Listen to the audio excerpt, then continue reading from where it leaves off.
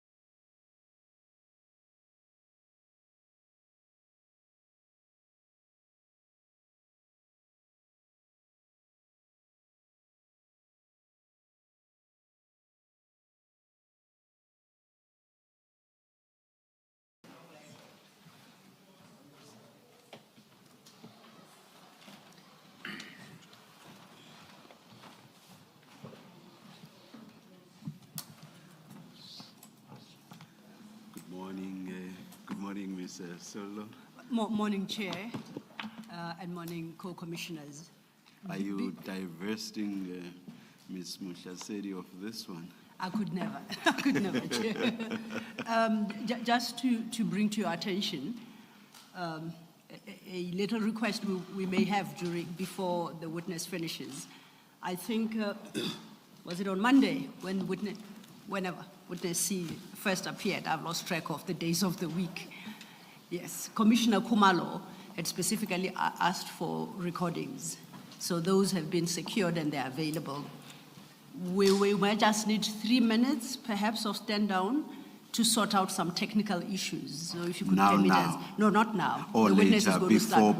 before playing, just to make sure our technology is getting the better of us right now. But I think we're halfway there. All right. Thank you, Chair. No, thank you very much for that, Mr. Lele. Ms. Muhlasedi. Good morning, Chairperson, Commissioners. This is a continuation of the evidence of witness C, who gave testimony before the Commission on Friday, the 24th of October, and we adjourned. Witness C resumes his evidence today on page 28 of his witness statement.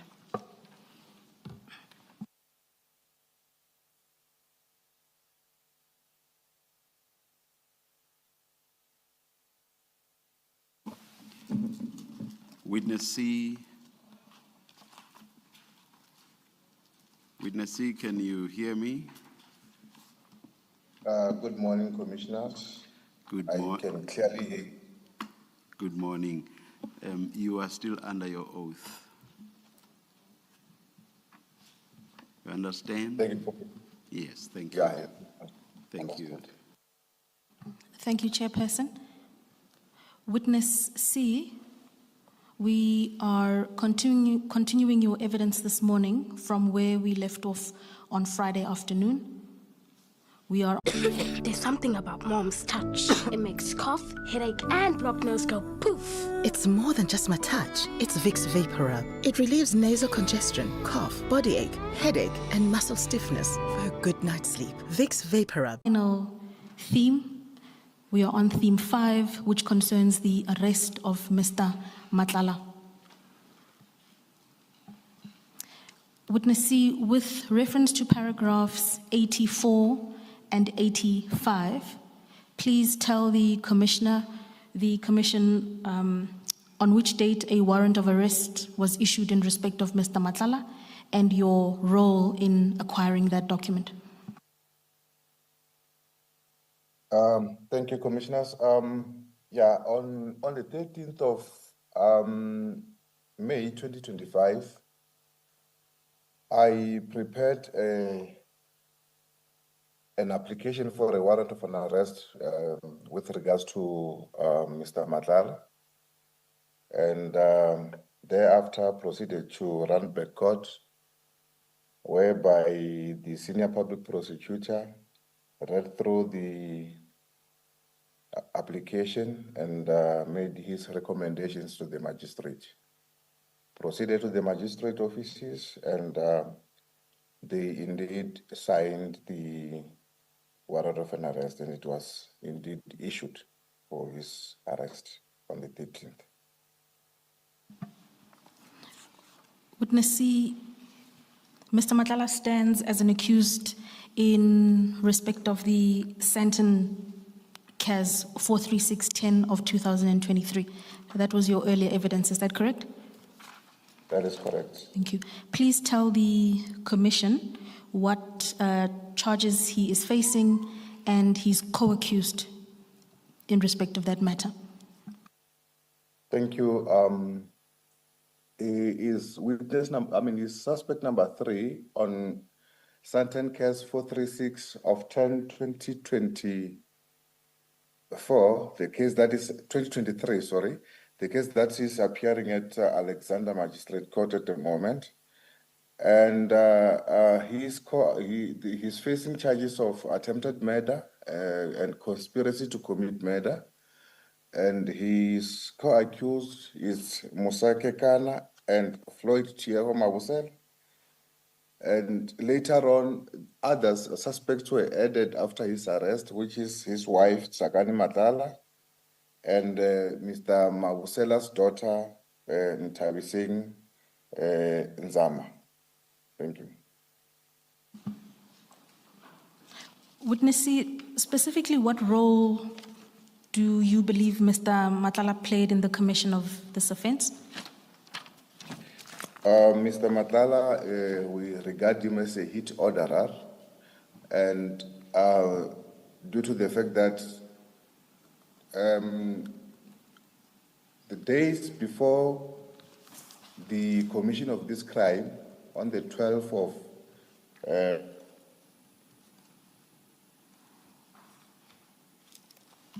to Mr. Mabusela's daughter, Ntabiseng, to her company actually.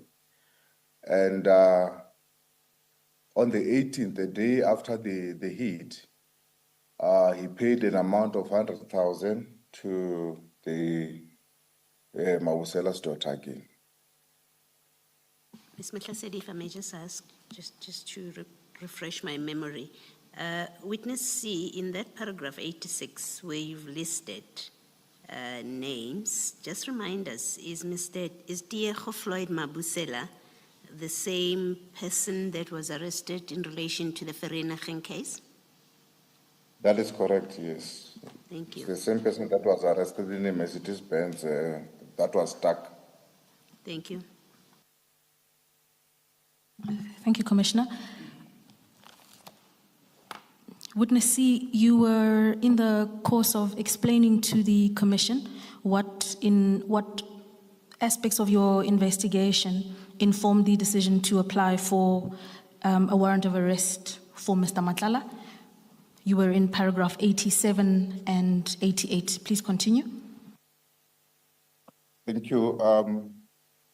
Yes, on our investigations, we did apply for Section 205 in respect of the bank accounts. The one for Mr. Floyd Tiago Mabusela, actually for all the suspects, and the one for Ntabiseng Nzama and her company. So then we realized that on the payment from Mr. Matlala to Nzama's account, the reference was Media 24, Medi 24. But now, when we go now deeper into the Section 205 or the Section 236 thereof, it was realized that the money isn't coming from the Medi 24 Tshwane district. It was coming from CAT VIP Security Services. Though the reference, he put the very references for his medical company payment. So then we were indeed convinced that these payments were for the planning of the shooting, and also then for the payment, the next payment was for indeed for the job that has been done. Thank you, Witness C. Please turn to paragraph 89 of your statement and describe to the Commission the events of the 14th of May. Thank you, Commissioners. On the 14th of May in the morning, as we had now already had the J50 in our hands, we now started to do the reconnaissance and the surveying of Mr. Matlala's movements. And yes, we were able to follow him up until Midrand on the New Road. When we apprehended, when we arrested him there, he even said, no, I was coming from Ria Piega's house. So, but we didn't really took cognizance of that much, because like what we needed was only our suspect for the attempted murder case. Thank you, Witness C. Your second sentence of paragraph 89, could you please read that into the record? It begins, "We were able to."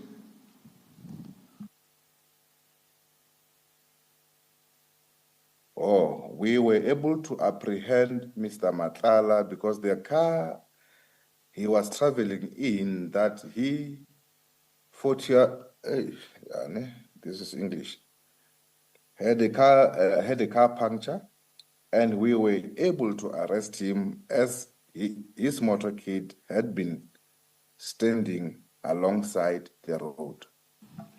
Thank you, Witness C. The use of the word fortuitously in paragraph 89 suggests that it was lucky, or that you considered it lucky or fortunate that Mr. Matlala had a car puncture and you were able to arrest him. Please explain to the Commission why you thought that was lucky. Okay, thank you. When we were doing the surveillance on him, as I have indicated earlier, we surveilled him and we were standing from a bit of a distance when he proceeded to a certain estate in Midrand, with which I have just indicated that he said he was there at the former commissioner, Ms. Ria Piega's premises. Then when he left that premises, his motorcade was driving at a very high speed. And as they were driving at a very high speed, we couldn't catch him as it was driving at a high speed. And fortunately, unfortunate for him, he hit a pothole along the new road. So then his Mercedes-Benz came to a standstill on the side of the road. Thank you. Witness C, when you say he was driving at high speed, his motorcade was driving at high speed and you couldn't catch him, are you saying he was aware of you, that you were trying to catch up with him and he was avoiding you? I just want to understand what the import of that evidence. Commissioners, as a person who had always told us that he is connected, I would assume, Commissioners, that he was aware that we were after him. So maybe he had made us, Commissioner, as we did a reconnaissance on him.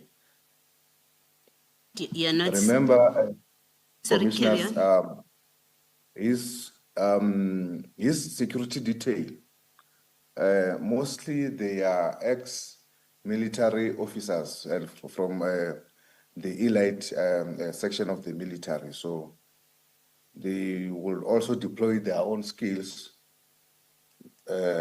also to check the surroundings and stuff. Maybe they might have made us.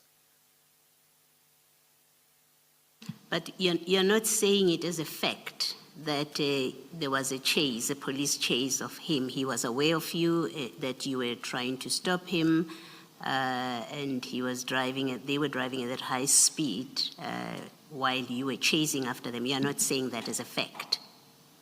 No. Stop taking meeting notes and let ClickUp AI Note Taker do it for you. It allows you to focus on your meetings, not your notes. It captures everything, from action items to key decisions.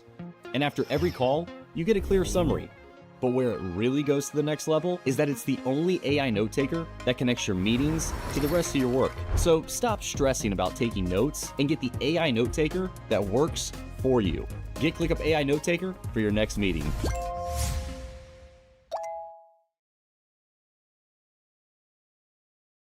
Thank you.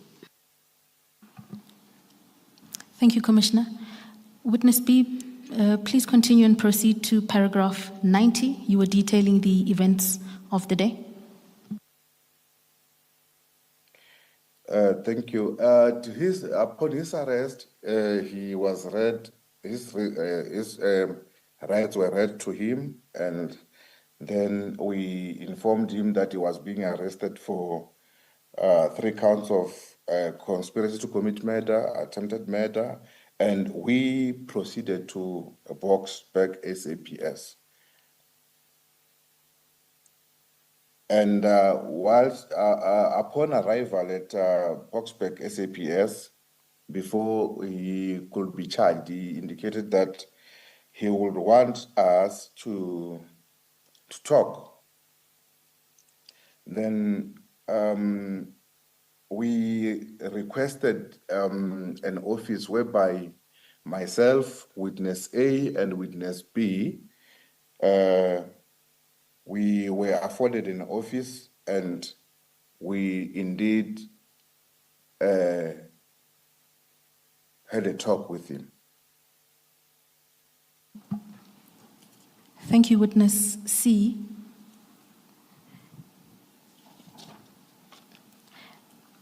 Could we then proceed to discuss in some detail the informal talk, as you explain it, that you had with Mr. Madlanga after his arrest, with reference to paragraph 91? Please detail any remarks you wish to make there before we turn the page. Okay. When we were talking now, remember now, it is now myself, witness A, and witness B. Witness A and witness B were not present on the 6th of December 2024 when we did the raid. He started again telling us of his connections with the high-ranking officials of the SAPS, and also started name-dropping again and indicating that it was he was close to the minister, Mr. Senzo Mchunu, and the person named Brown Mohoti. As we go further, he even told us that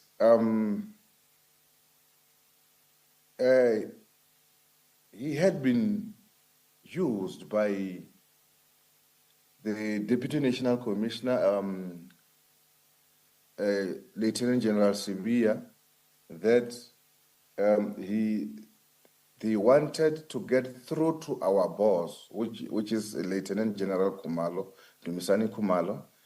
They wanted to get through to Lieutenant General Kumalo through me and my commander who raided his house on the 6th of December. That is why there had been cases that he was persuaded to open. Thank you, Witness. Witness C? Thank you. Thank you. That is when he also indicated that he went to Brooklyn SAPS to open a case, and the case of theft or house robbery, whereby he listed the items that were stolen as the firearms, cell phones, and the Rolex watch, to be specific.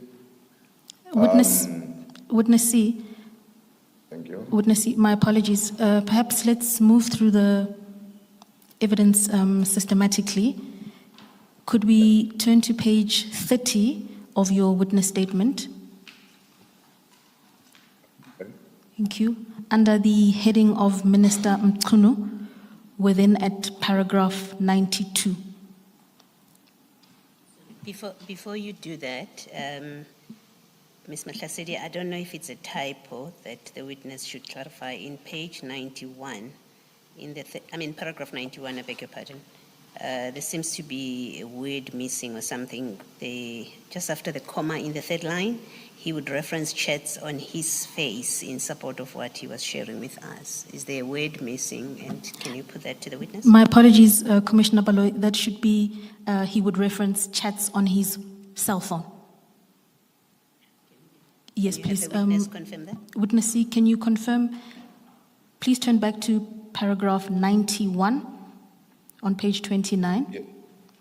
Yes, I confirm that yes, he will make he will reference to the chats on his cell phone. Thank you, Witness C. Let's then turn over to page 30. We are at paragraph 92.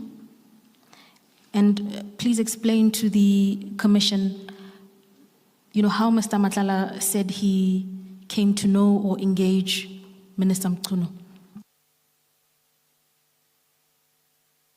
Thank you.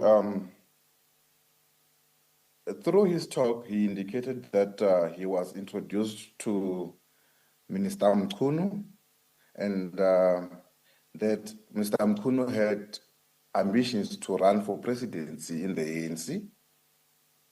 And then there were people and minister also that were going around looking for the people who will contribute to his campaign. And indeed, Mr. Matlala was one of the people who had contributed to the campaign, as he indicated that in January he had contributed to an amount, to the total amount of 500,000, whereby he purchased flight tickets and paid for the accommodation for the members of the ANC who were going to Cape Town for the July 8 statement for the ANC. So, and also that he will also refer back to his phones where he will show us the messages between him and the person named Brown Mohoti pertaining those flight tickets and the accommodation payments.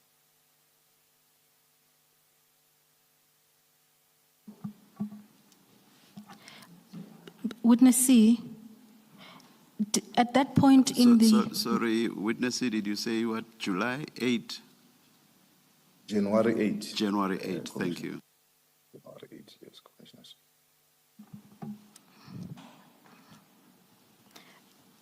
Witness C, with reference to paragraph 94, please continue detailing to the Commission the content of your discussion with Mr. Matlala and his relationship with the Minister.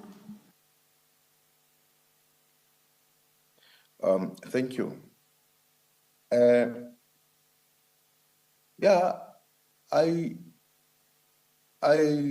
jokingly asked if he had he believed if Minister Mchunu will succeed in the presidency campaign for the ANC, and he indicated that now he did not believe that the minister will win in his campaign, but he was afraid of discouraging him. And that he also informed us pertaining our raid on the 6th December 2024 that he complained to Brown Mohoti and the minister that yes, the police have raided his house on the 6th of December and nothing has happened as yet.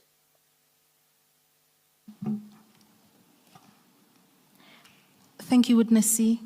Please then proceed to detail the kind of assistance that Mr. Matlala says he received from the Minister. This is with reference to paragraph 95 of your statement. Thank you.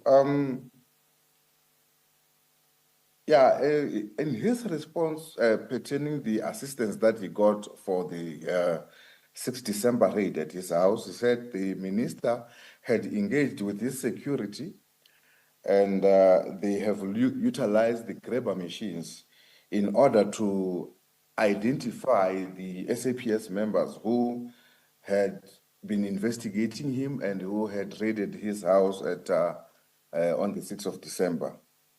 And that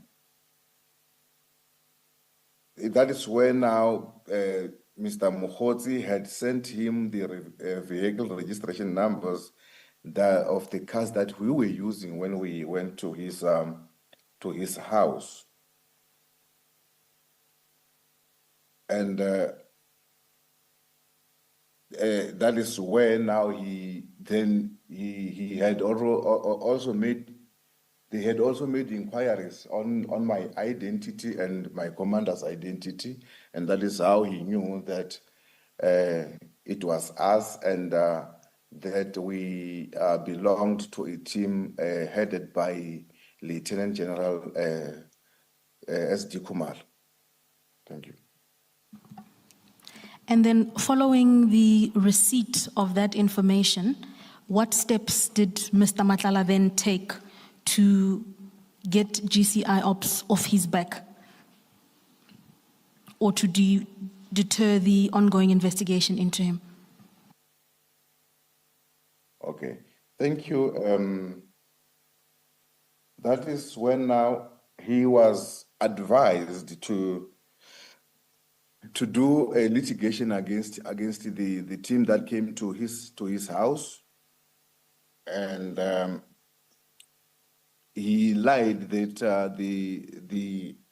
we have stolen his Rolex watch, the Cartier, his wife's Cartier watch, and the Apple MacBook Pro, and indeed we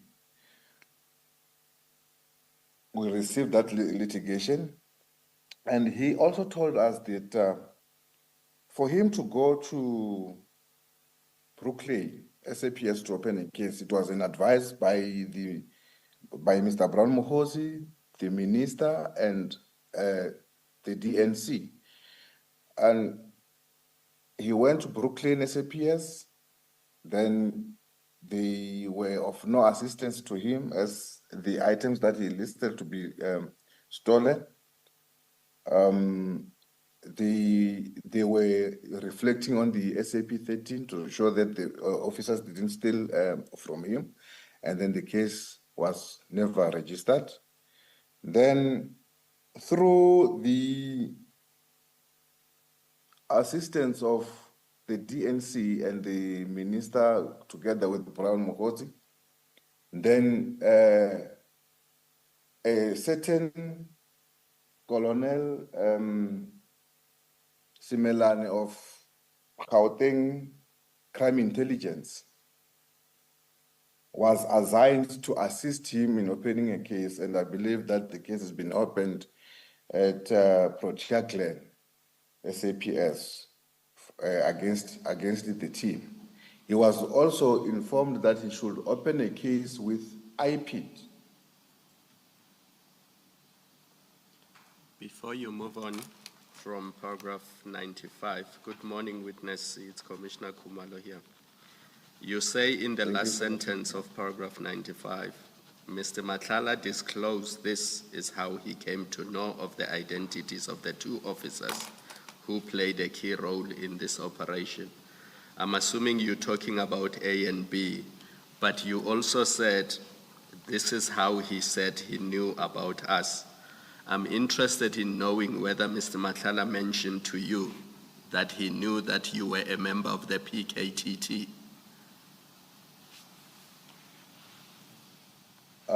Thank you, Commissioner Kumalo. Yes, he indicated that that is how he knew of the key role members who came to his house.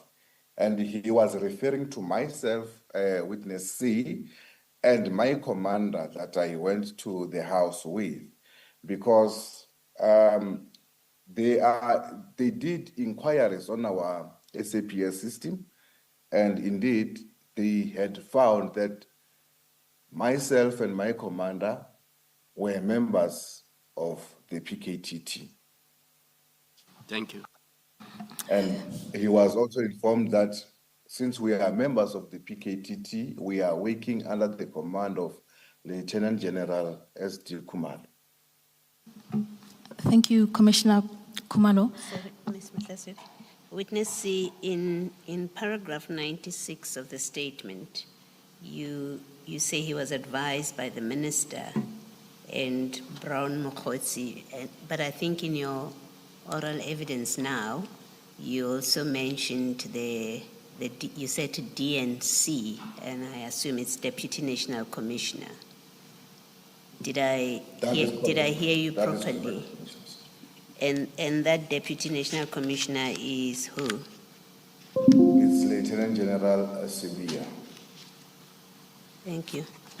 Witness C, you should please wait for the question to be finished before you respond.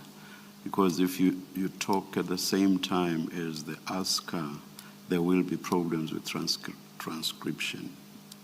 Do you understand that? I do understand the commissioners, and apologies to that fact. Thank you. And then still on that paragraph, in the next page at page 31, you say he was then advised to go to Soweto and introduced to a colonel who took his statement, but that did not go anywhere. You've mentioned in your oral evidence a Colonel Simelani. Is that the colonel you're referring to in that paragraph? Because there's no name next to the colonel? That is correct, commissioners. It is Colonel Simelani, who is a head of crime intelligence. Crime intelligence, yes. Soweto side. Okay, no, carry on. Finish off what you wanted to say. I was still explaining to say that this Colonel Simelani is the head of crime intelligence at the Soweto area, Gauteng Soweto area. And then you say who took his statement, but that did not go anywhere. What do you mean it did not go? What did he mean? Did he explain what it means it did not go anywhere? Thank you, commissioners. I think my assumption to the fact that it did not go anywhere is that maybe no further investigations were conducted in that respect, commissioners. Thank you. Thank you, Commissioner. Witness C, can I ask you to turn to paragraph 95, please? With reference to, thank you, with reference to the final sentence in that paragraph, just for clarity, please confirm that the reference to operation in paragraph 95 is a reference to the operation of which date? Thank you, commissioners. It is a reference to the operation on the 6th of December, where we visited his house in Pretoria in looking for the victim, Mr. Jirebu Shoha. Thank you, Witness C. And please also inform the Commission whether Witness A and B were present at the operation that day. Witness A and B were not present as they were conducting a parallel operation at the house of Mr. Katiso Molefe for his arrest. Thank you, Witness C. A further question for completion. With reference to paragraph 96, where you've detailed in your evidence the High Court application that Mr. Matlala brought, please inform the Commission whether this is a reference to the earlier litigation concerning missing firearms, a Cartier watch, and a Rolex watch. Is that correct? That is correct, Commissioners. It is referring to those items that he indicated that we have stolen.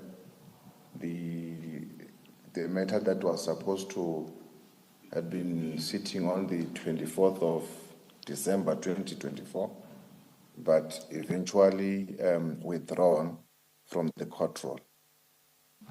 Witness C, you've also then engaged Commissioner Baloyi on the statement that Mr. Matlala alleges he made to a colonel in Soweto. If you please then continue with your evidence concerning the proposed iPad complaint. This is towards the end of paragraph 96. Thank you, Commissioners. Yeah, he also he further informed us that he was advised that for the case to stand stronger against the SAPS members, he should invite his wife into opening an assault case against the members that visited his house to strengthen the case, but he said he didn't want his wife to be involved in all these things, so he would rather not involve his wife in opening a case, a false case against the members. Witness C, is it then your evidence that Mr. Matlala shared with you that he had taken several steps to attempt to deter the investigation, including lodging the High Court application, approaching the colonel in Soweto, as well as the proposed iPad complaint? Is that correct? That is correct. That yes, indeed, he did that eventually, and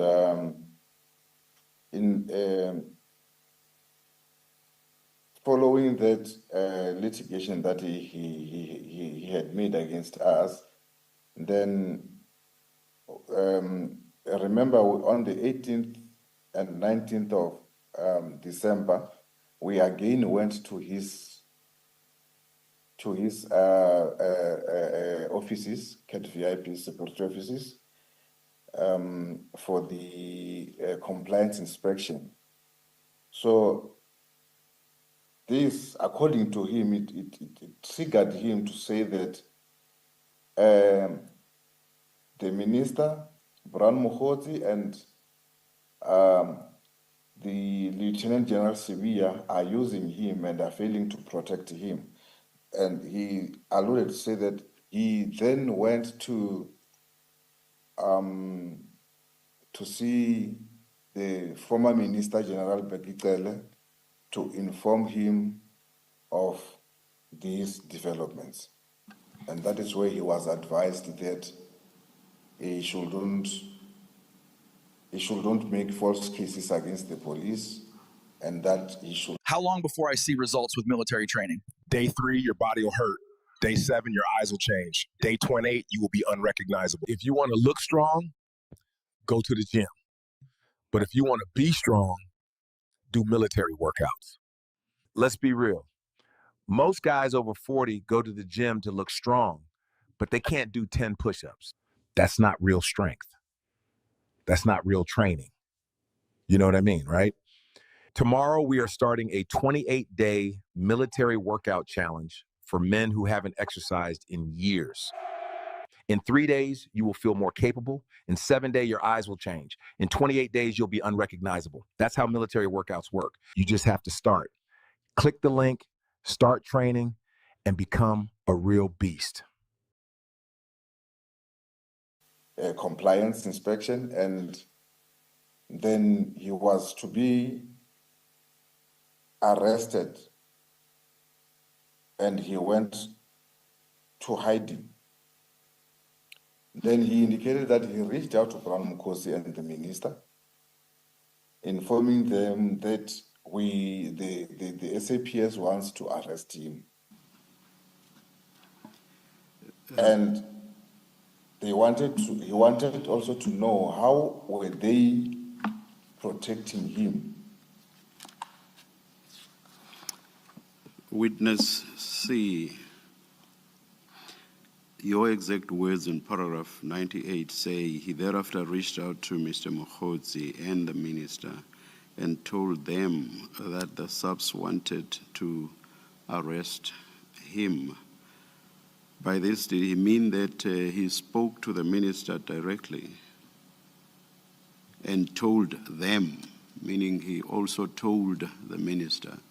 Did he mean he spoke to the minister directly? Thank you, Commissioner. That is my apprehension to say that it means he directly spoken to him, though he didn't specifically said that, yes, on this date and time, I contacted Minister Mkhunu and spoke to him directly. And what was I'm sorry, please continue. And on this date and time, I contacted Brown Mokhodzi and spoke to him about it. Thank you. And what was your sense? Was this supposed to have been face-to-face, or was it supposed to have been a telephone call? Or by what means did he make contact and speak to them? Commissioners, I wouldn't know exactly, but what he indicated is that the most of the times that he communicate with them, it would be via WhatsApp or Signal. He didn't specify as to when he reached out to them, was it personal or over the line. And did you ask for proof of such contact with the minister? No, commissioners. At that time, commissioners, we were listening to what he was telling us, as he is the one who indicated that he wanted to talk. So then now, when one wants to talk, you lend an ear to that person. And that is what we did, commissioners. And the last two sentences of the paragraph say he demanded to know how they, that's Mr. Mokhodzi and the minister, would protect him. He demanded direct action from the minister, who refused to help him. With regard to these two sentences as well, I assume that you would give similar responses or answers with regard to the detail about which I just asked you. That is correct, commissioners. Thank you, witness. Just before you continue, Ms. Motlasedi, witness C, in your paragraph 95, when you gave oral testimony, you left out an important word there. So maybe you should read the first sentence in full so that we have it on record. I think the word preceding security, you left it out when you were giving your oral evidence.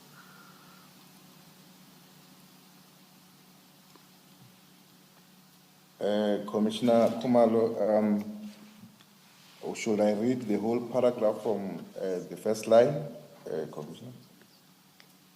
Just read the whole paragraph, maybe, for the record. Paragraph 95. Thank you, Commissioners.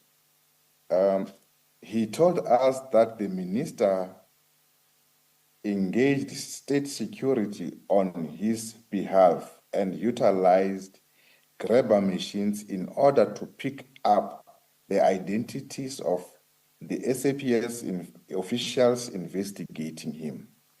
Mr. Mokhodzi thereafter sent him the vehicle registration numbers of the vehicles that came to his property.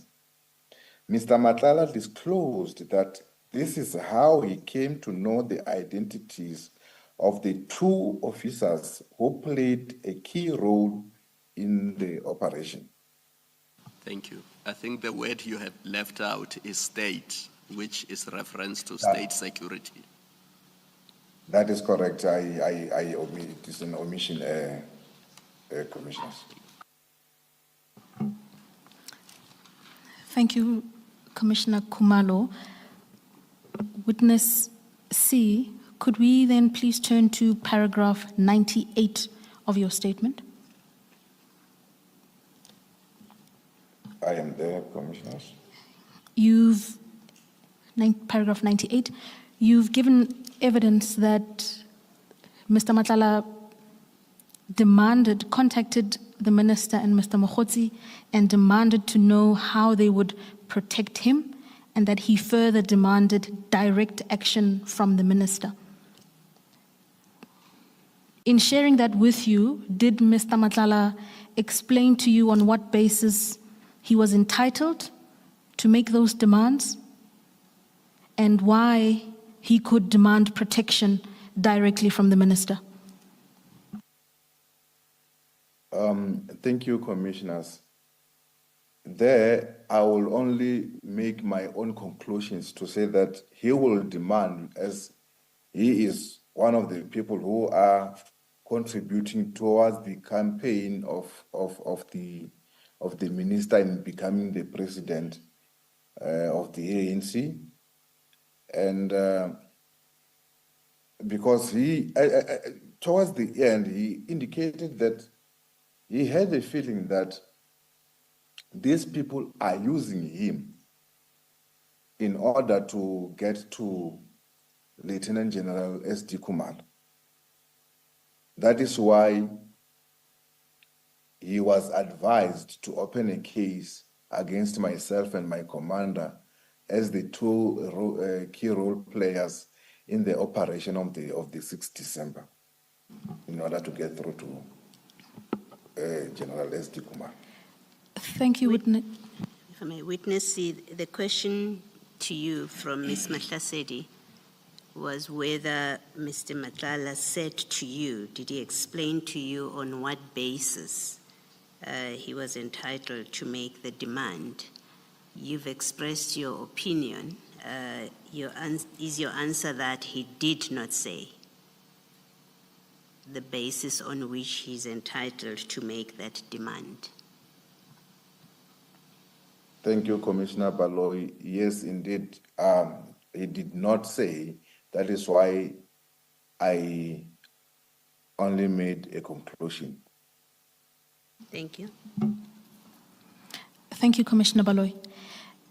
And notwithstanding Mr. Matlala's demand and notwithstanding the financial assistance you've alluded to, what steps did he take after his request for direct action was refused?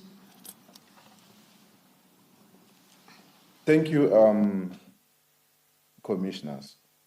He indicated that after he saw that this is become the protection that he was supposed to be receiving from the minister, he's not receiving.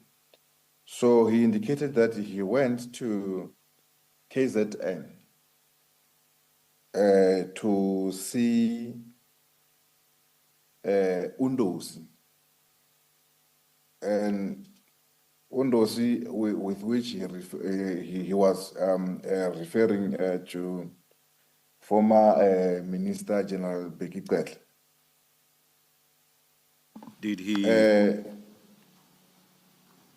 Did he explain what assistance he thought he could get from former Minister Cele? Commissioners, he went and informed former Minister Bheki Cele to say that he indeed has a problem with the members that came to his house, and he was advised to make a false case against the police, and that the false case included the watch, the Rolex watch that it was said that he had stolen.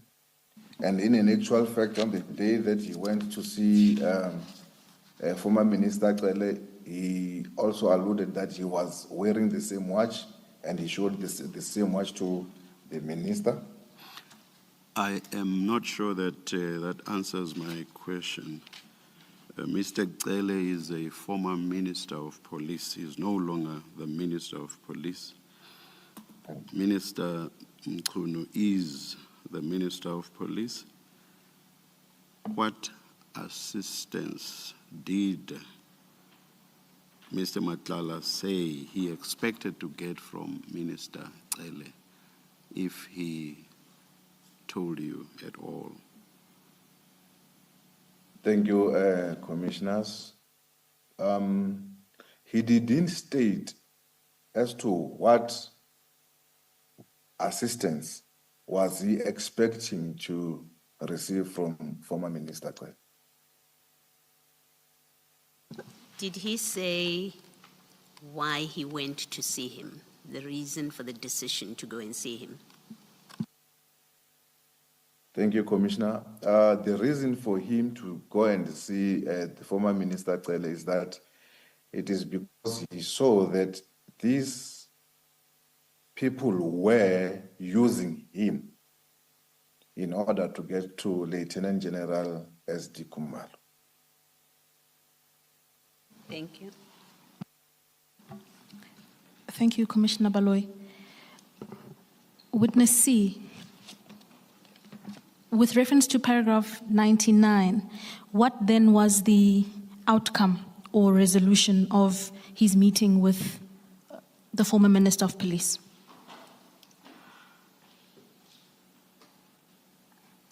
Thank you. The resolution that was taken by former Minister Gcele was that it is not good to open false cases against the police. And therefore, he should withdraw the case against the police.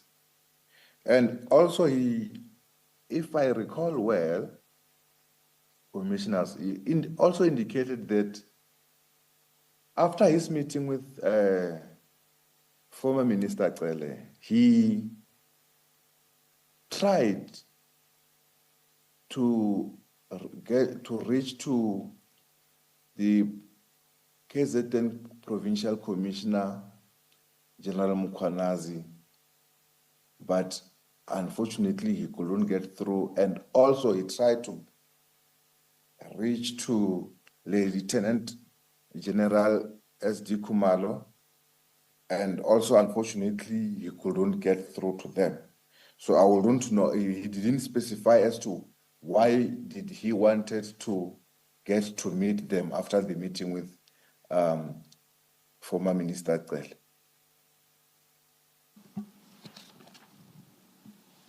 And Witness C, despite saying he didn't inform you as to what the purpose of him reaching out to General Mkhwanazi and General Khumalo was, did he advise you as to whether those meetings were ever successful? Did he ever secure an audience with them? When we interviewed him, he indicated that those meetings never happened. He didn't succeed in meeting them.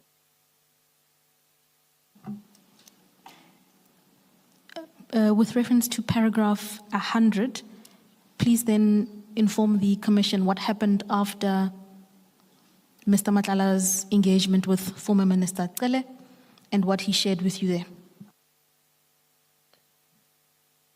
Thank you.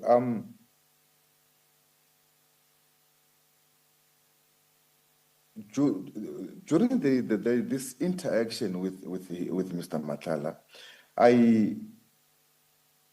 I felt that Mr. Matlala was very frustrated because on one hand, he is funding the Minister Mkhunu's presidential campaign, and he expected the minister to assist him in stopping the police from investigating him. And on the and whereas now Mr. Mkhunu and his group are failing to protect him on that sense. And on the other hand, again, after we have arrested him, he also informed us that on the previous day, which is the 13th of May, 2023, his contract with SAPS had been cancelled. 13 May 2025, his contract with SAPS, his tender contract with SAPS had been cancelled. Then he felt very disappointed to say that, yes, I am funding the person who has all the powers to can make things happen to me, for me, and that person is not giving me any assistance. But that person is just as extending a receiving hand from my side. Witness C, with reference to paragraph 101, what steps then did Mr. Madlanga say he intended to take in light of this double disappointment that he had experienced? Thank you. On the date that we arrested him, he had informed us that he had sent a text message to Mr. Mokotsi that he had recorded everything and he was going to expose everything. So now, he also indicated when we were with him that he was going to go to the High Court to make an affidavit to expose his relationship with Minister Mkhunu and also incriminating him on all these, on his criminal activities.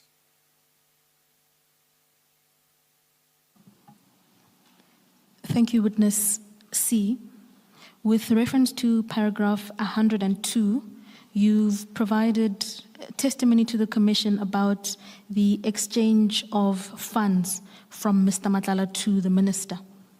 Please then explain what he told you about how funds were transferred to the Minister and Mr. Brown Mokgotsi. Thank you, Commissioners. Yeah, when it comes to the funding of the Minister's campaign, he informed us that he would transfer money through to a company, a company that is registered under Mr. Brown Mokgotsi, and then Brown Mokgotsi will be the one who will relay the money to the minister. Please proceed to... And the account numbers with which he had been transferring money to had been given to us. And after he had sent that, like the money through to Brown Mokgotsi, then he will thereafter send a proof of payment to Brown Mokgotsi for the confirmation of the payment. Please proceed to paragraph 103. Thank you, Commissioners. Yeah, he gave us an example of for his funding that or for his sponsorship that he had sponsored the minister's delegates to the January 8 celebration of the National Congress, African National Congress, and he paid an amount close to 500,000 for the people who were going, for the members of the parliament and ministers' delegates who were going to attend to that function in he said it was in Cape Town. And for that funding, he used a company known as Hotel Specialists for the flights and flights, accommodation, and the entertainment for the delegates. And the list or the names of the delegates were given to him by Mr. Brown Mokgotsi. Thank you, Witness C. Chairperson, in order to set up the recordings, might I ask for a brief adjournment?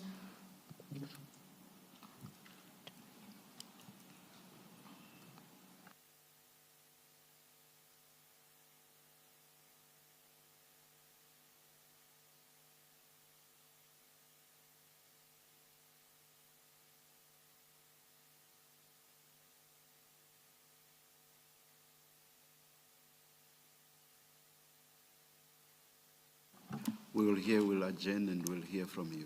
Thank you, Chairperson.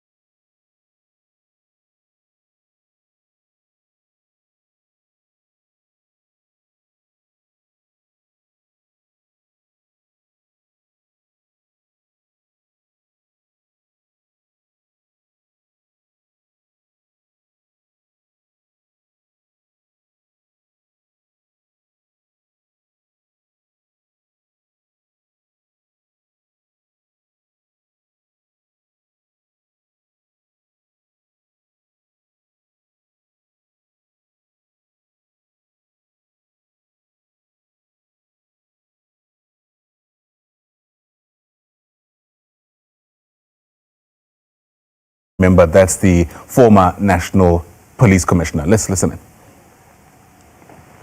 We surveilled him and we were standing from a bit of a distance when he proceeded to a certain estate in Midrand, with which I have just indicated that he said he was there at the former Commissioner Ms. Ria Pierre's premises. Then when he left that premises, his motorcade was driving at a very high speed.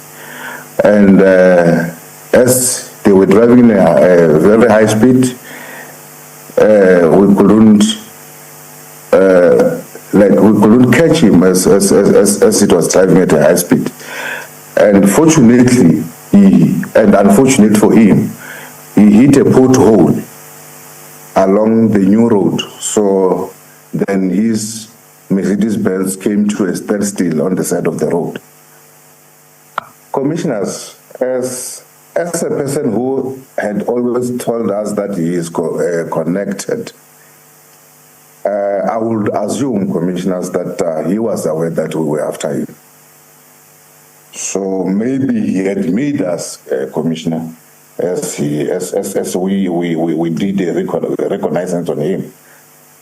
His security detail, mostly they are ex-military officers from the elite section of the military. So they will also deploy their own skills also to check the surroundings and stuff. Maybe they might have made us. So witness C, they're explaining that it was almost fortuitous that Cat Matlala had that puncture, the tire puncture. That, he suggested before this inquiry, is what enabled them to close in on him and effect that arrest.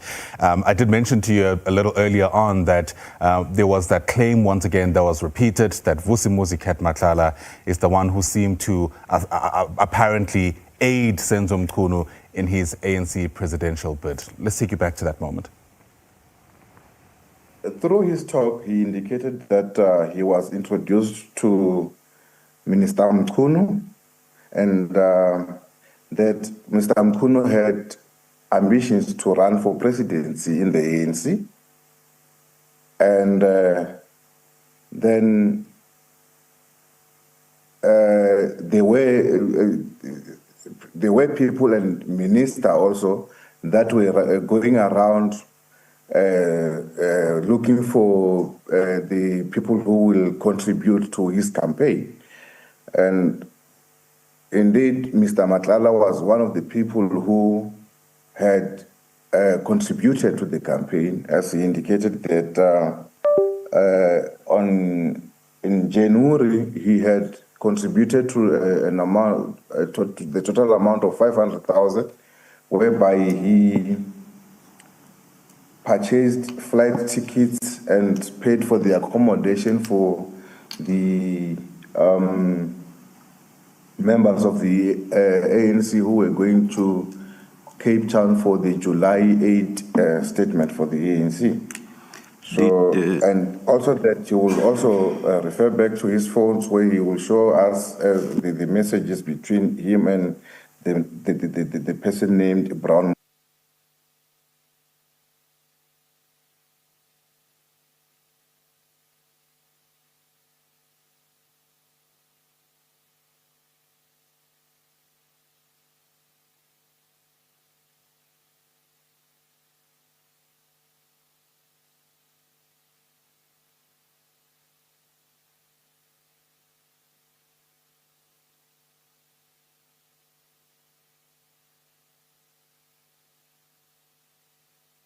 Before the commission by the head of intelligence, that is Lieutenant General Dumsani Khumalo. But now we're starting to see a glimpse into the May 2025 arrest of the alleged cartel member Vusimuzi Cat Matlala from the vantage point of witness C, and the information that was revealed following that particular arrest. We're now getting a sense of what this alleged dynamic between Vusimuzi Cat Matlala, Brown Mkhotsi, as well as the police minister who's now on a leave of absence, Senzo Mchunu, was. And essentially what we're getting from witness C is quite a number of allegations that do not paint the police minister and Brown Mkhotsi in the best lights, in reference to some of the comments that they've made so far to distance themselves from Vusimuzi Cat Matlala. But the evidence about that witness C has presented so far paints a different picture. So now we're seeing that Vusimuzi Cat Matlala is allegedly being painted as that individual who would be a key funder towards Senzo Mchunu's alleged ANC presidential ambitions. And we're hearing through the evidence of witness C that up to 500,000 was paid towards those activities, allegedly, of the January 8th celebrations in furtherance or support of this alleged presidential campaign. Remember that all of this is taking place after the decision to disband the PKTT. So it is no surprise when witness C alleges or testifies before the commission that when they pounced on Vusimuzi Cat Matlala, that Matlala was very disappointed that these actions were taking place in light of the fact that he alleges he had already supported these individuals and given them so much, but he wasn't getting anything in return. And here they are in May 2025 pouncing on him for the attempted murder of Tebogo Tobejane, that is the former partner of Vusimuzi Cat Matlala. So what has happened now is witness C is another, I guess, witness before the commission that is allegedly establishing those alleged ties between Vusimuzi Cat Matlala, Brown Mkhotsi, and Police Minister Senzo Mchunu. And through his evidence, he's alleging that Brown Mkhotsi is essentially the middleman who he would make payments to in order to relay those payments back to the Police Minister Senzo Mchunu to fund that alleged campaign. Absolutely. And we then hear from witness C that apparently Madlanga was given some kind of advice to open a false case against police as some form of retaliation because of that arrest. Indeed. So now we're knowing that, according to witness C, Vusimuzi Cat Madlanga did not enjoy the protections that he thought he was going to receive by allegedly making these payments and sponsoring the alleged ANC presidential ambitions of the police minister, Senzo Mchunu. So then he goes to other options, if we can put it that way, Ayanda. And one of those is that it is alleged that when he opened that case stating that where there was a search at his home, that certain luxury items were taken or stolen by the PKTT. We're hearing through witness C that Madlanga stated that it was allegedly a means to implicate Lieutenant General Khumalo in some form of wrongdoing that would also land him up in court. However, we now have to return to the commission, so I do have to stop our analysis at this point, Ayanda, and we expect that the recordings between Vusimuzi Cat Madlanga and Brian Mokgotsi will be played shortly. Over to you in studio. All right, Kenny Mapanga, thanks very much indeed. And as you can see, commissioners are back in their seats once again. We're taking this short adjournment to allow for the technical setup to be completed, so to speak, so that we could listen to those voice recordings, as Kenny Mapanga has explained, between Brian Mokgotsi and Vusimuzi Cat Madlanga. It seems there's a moment of brevity at the Bridget Mabanda Justice College, and all things considered, Thank you, we're back in session.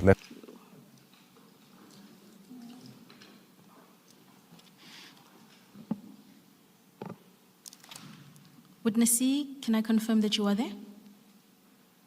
Thank you, commissioners. I'm here, commissioners. Thank you. Chairperson, we intend to play several recordings, but I will have give the commission the details of those recordings. Witness C, please confirm that the commission has been provided access to these recordings that are about to be played. Thank you, commissioners. Yes, we have provided the commission with the recordings as they will be played. Thank you. Witness C, please inform the commission of the source of the recordings and the date on when they originated.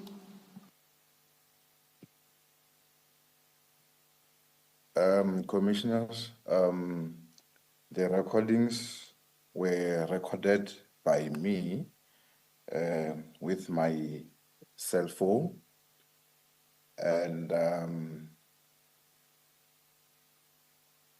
they were recorded on the 14th of May, 2025. And to confirm, the specific occasion relates to the informal conversation you had with Mr. Madlanga subsequent to his arrest. Is that correct? That is correct. The recordings were before a warning statement of Mr. Madlanga could be obtained. And commissioners, for the record, the full recordings themselves are quite lengthy. The full recordings are quite extensive, but we intend to play excerpts, limited excerpts of the recordings. Perhaps before you do that, can we just confirm this? Witness C, did Mr. Madlanga become aware that you were recording the conversation he was having with you? Thank you, Commissioner. Before I started recording, I requested him that for our safety and the authenticity of whatever you'll be saying, I will request to record, and indeed he agreed, he consented to the recording. Thereafter, I started recording after he has consented. Thank you. Witness C, Prior to playing the relevant portion of the recording, I'm going to play a few seconds in advance, and then please confirm that the recording is audible on your side. Thank you.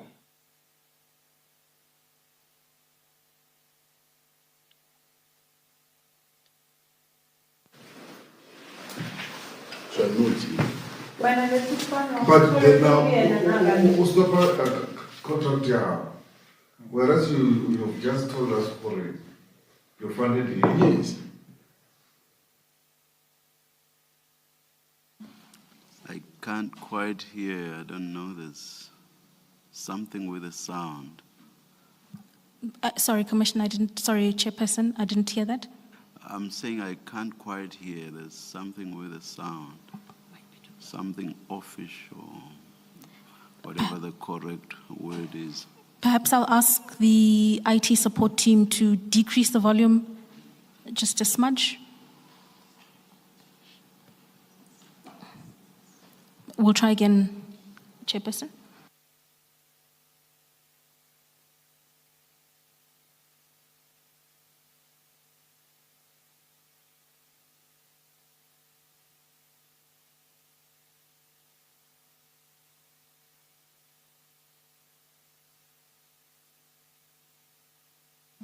Maybe lower the volume a bit. Yeah.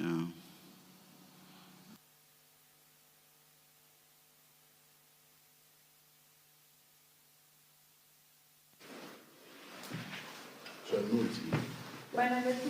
But then now, what's the contract here? Whereas you've just told us for it, you funded it. Yes. The flight and stuff. Yes, meaning he's biting me from one woman against my island. That's why I didn't get it. I was in to give it a line. I will take my phone. You can open it and see. I'm going to get a gig in Winston today to Brown Hall. Stay safe this to the minister.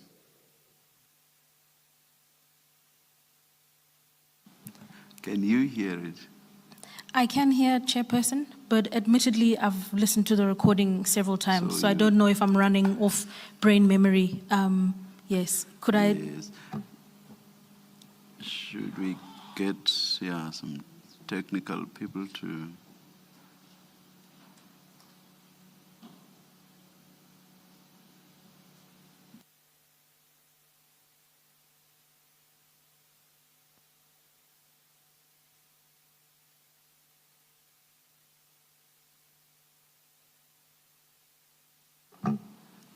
Chairperson, an indulgence, please. Could we?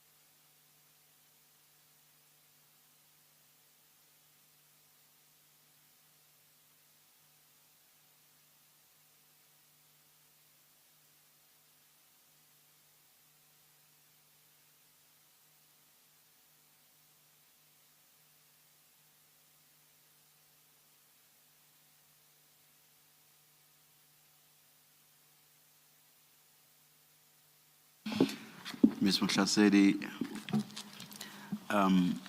let us continue with the witness's evidence or from the statement all the way to the end. And at the end of his testimony, you can then try to see if you can get it playing the way it should. And if you still can't, then we may, as a last resort,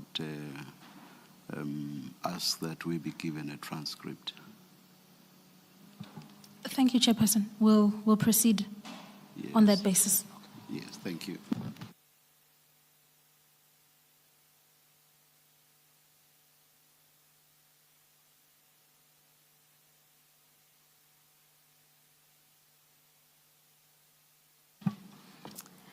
Thank you, Witness C. Thank you. Witness C, just to update you, we've had some challenges in the auditorium regarding the quality of the recordings. And so the direction from the chairperson is that we continue with the evidence and then we will revisit the issue of the recordings. At this juncture, you have then concluded your testimony as it relates to Minister Mchunu. Could I kindly ask you then to please turn to paragraph 33 of your witness statement? My apologies, page 33 of your witness statement. The respective heading there is General Sibia. I am there. Thank you, Witness C. With respect to paragraph 104, please then detail to the Commission how exactly Mr. Madlanga said he came to meet General Sibia. Thank you, Commissioners. As we advanced with our talk or interview, then we came to ask him to say, how did you know Lieutenant General Sibia, the DNC? And he indicated that he used to provide security services at the farm of the late Mr. Msibi, who was also known as Mr. Muswazi, or the old man. He indicated that Lieutenant General Sibia was a regular person there who would always, from time to time, they will meet at the farm. And at the farm, that is where he had met a lot of Mr. Msibi's associates who were introduced to him as the Big Five. And they were also calling each other brothers. Thank you, Witness. Please proceed. I wanted to say that that is how he became to know the Deputy National Commissioner, Lieutenant General Sibia. If I may. Witness C, you started off this section by saying, as we continued with our interview, can we just locate this? Is this a conversation that's happening in what the evidence leader has referred to as an informal discussion, or are you now interviewing him for purposes of taking a statement? I think there's a proper word for it. At which point are you now when this discussion is happening?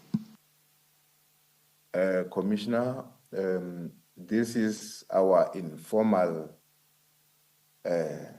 interview and or a talk. Thank you.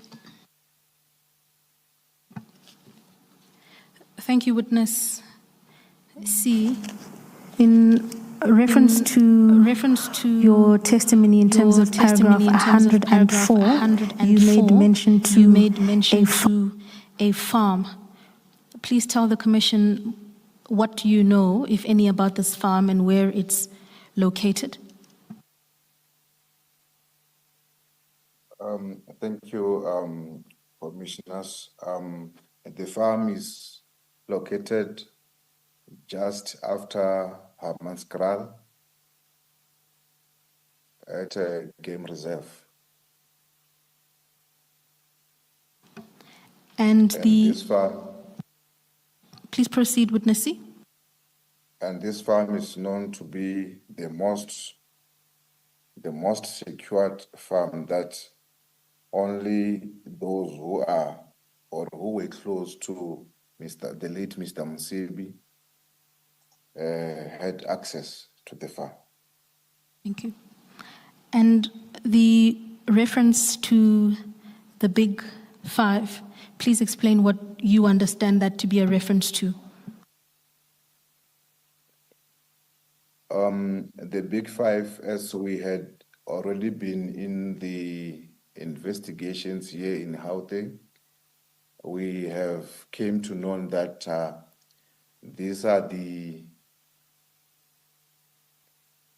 people who are in control of the activities that are happening in the government, the SAPS, actually each and every government department that they have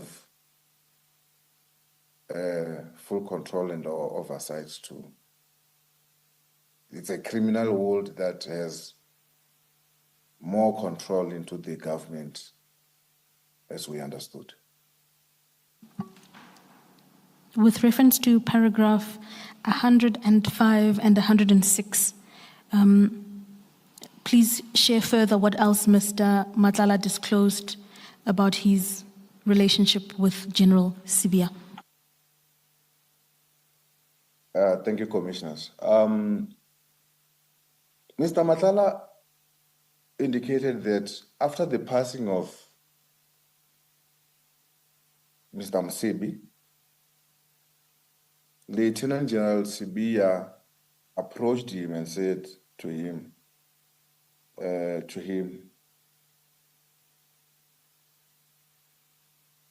now since that the old man, referring to Mr. Msebi, has passed away, it means that now you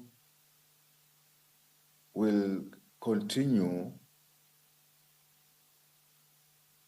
to take care of me.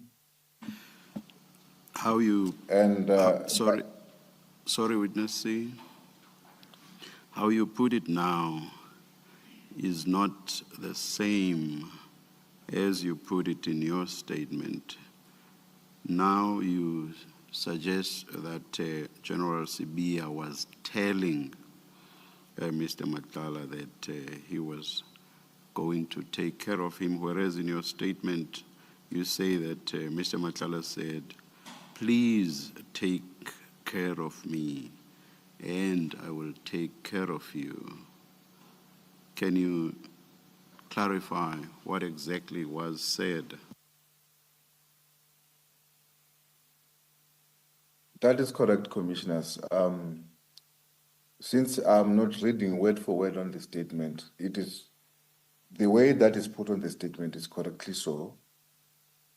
And as the commissioners will listen to the tapes afterwards, it will be indeed confirmed that, yeah, his statement was that now since that Mr. Msebi is no more, please take care of me and I will take care of you in return. And for that, Commissioners, Mr. Madlanga indicated that he understood that when General Sibia asked him to take care of him, he meant that he should take care of him financially or to support him financially. So from there going forward, Mr. Madlanga would give payments to Lieutenant General Sibia, payments for around 500,000 at a time. Did you, at the time or later ask for proof of this? If not you, did anyone else at a later stage ask for proof of this? The payments to General Sibia of amounts of around 500,000 rand at a time. Thank you, Commissioners. We asked him as to how does he make payments to General Sibia, and he informed us that General Sibia doesn't accept electronic transfers, but he prefers cash. So therefore, there wouldn't be a proof of payment to him.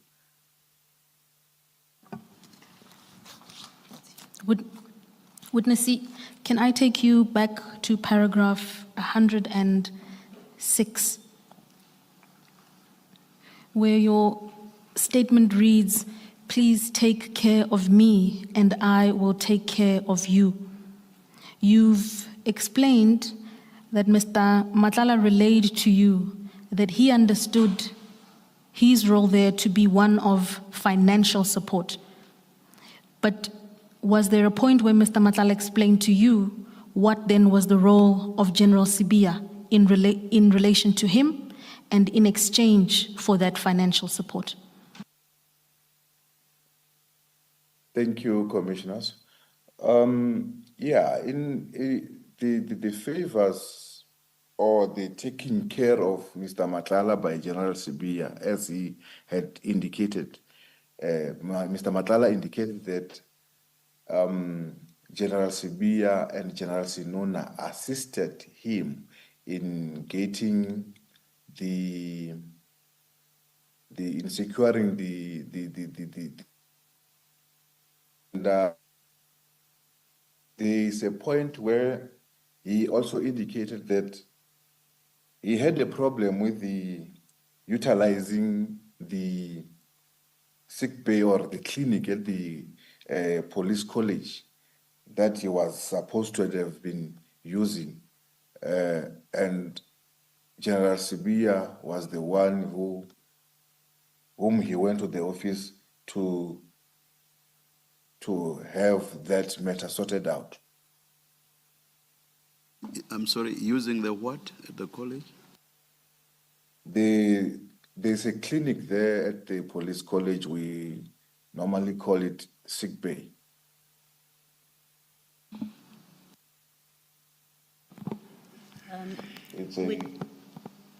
It's a medical facility at the Pretoria West Academic College, SAPS Academic College. Witness C, your paragraph 106 suggests that the alleged payments to General Sibia happened after Mr. Msibi had passed on. And I say so because it reads, he described after the old man, Mr. Msibi, also known as Mswazi, died, General Sibia came to him and said, "Mswazi is no longer here, please take care of me and I will take care of you." He understood this as a reference to financial support, so he would give him payments of 500,000 rand at a time. This reads to convey that the payments started only after Mr. Sibia died. Is that Mr. Msibi? Oh dear God. Did I just kill General Sibia?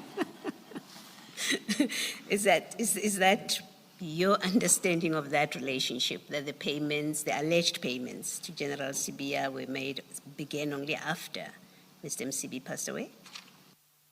Thank you, Commissioners. When we started when he started talking about General Sibia, he kept on saying that General Sibia is a criminal himself. And I believe that when he says that the old man is no longer here, please take care of me, I will also assume that the taking care of him by Mr. Madlanga would be that maybe it might be a continuation, or he will be starting to take care of him as the old man had passed. So I will not specifically be sure, as he didn't clarify that point as to whether he only started taking care of him after the passing of Mr. Msibi, or he had been taking care of him prior the passing of Mr. Msibi, and the general wanted him to continue to do as he had been doing before. My assumption comes only after he had indicated to me that General Sibiya is a criminal himself, and he kept repeating those words. Thank you. Thank you, Commissioner. Witness C, in continuing your informal talk with Mr. Madlanga, what, if anything, was his outlook or overview of his relationship with General Sibiya? Was it positive or negative at that moment in time? At that time, he indicated that his relationship with General Sibiya was only based on money, that General Sibiya will only be on the receiving end.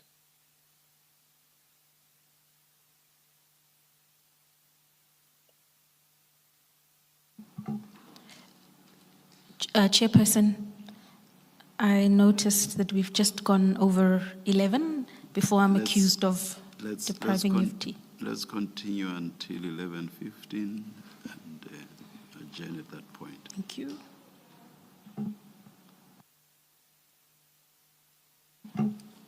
Thank you. Witness C, you were then detailing the nature of Mr. Madlanga's relationship with General Sibiya, and please then proceed to paragraph 108 and explain to the Commission the methods he would utilize in order to deliver money to General Sibiya.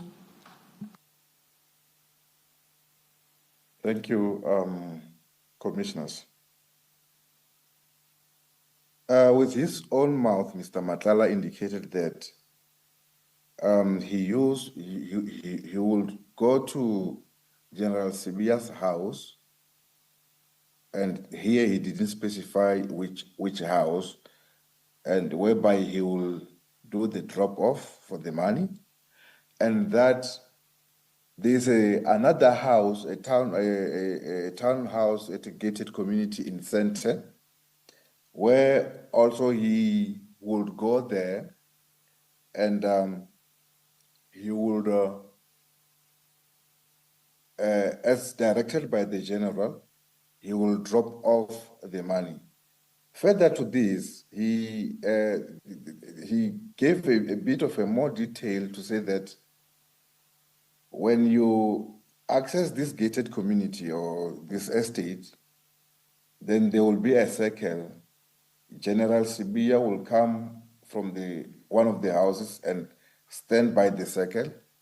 He doesn't allow any person into his house, and then he will hand over the package to him, and then thereafter he will drop off. And again, that he didn't know the name of the estate, but he knows that at the same estate, it is where there's a character known to him as Serge Kabonge, the fixer, who is also owning a house at that same complex. So yeah, that is how he would indicate as to how he do the drop-offs. Witness C, just for clarity's sake, I missed it. Please identify the individual who he says resides in the complex. It's a person named Serge Kabonge. It's a Congolese national. Some people, they call him the blesser, and some people, they call him the fixer. Thank you, Witness C. And Please spell the name for the record. It's SERGE,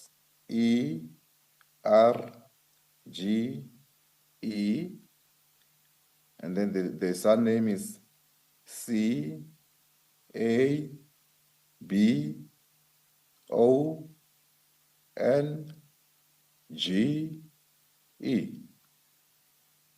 Thank you.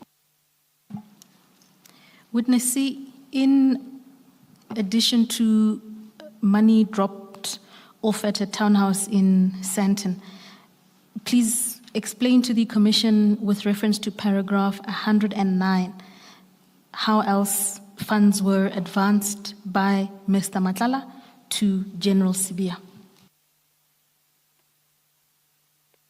Thank you. He indicated that after each and every payment by the SAPS for his tender, then a portion of the payment will be given to General Sibia. And he indicated that sometimes he will pay to the total amount of 1 million a month.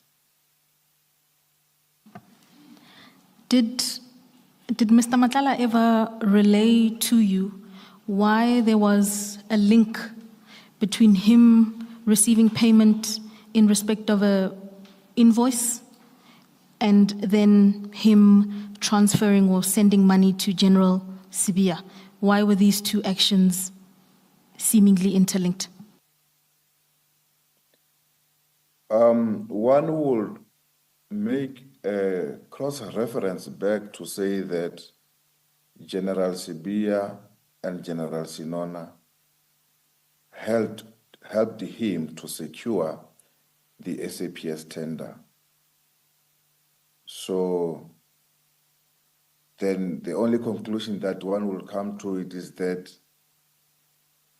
maybe there was an agreement between them that whenever a payment is made by the SAPS, then a portion will come to me. Let's see, does Mr. Matlala in these recordings say that Generals Sibia and Sinona assisted him to get the tender? Is it something that is contained in these recordings? Yes, that's correct, Commissioners. It is contained in the recording. Thank you. Just before we break, Witness C, you are getting these revelations about ministers, very senior generals in the police setup. They involve exchange of money and bribery. What did you do with this information? Did you prepare a statement for your superiors so that action could be taken against these people?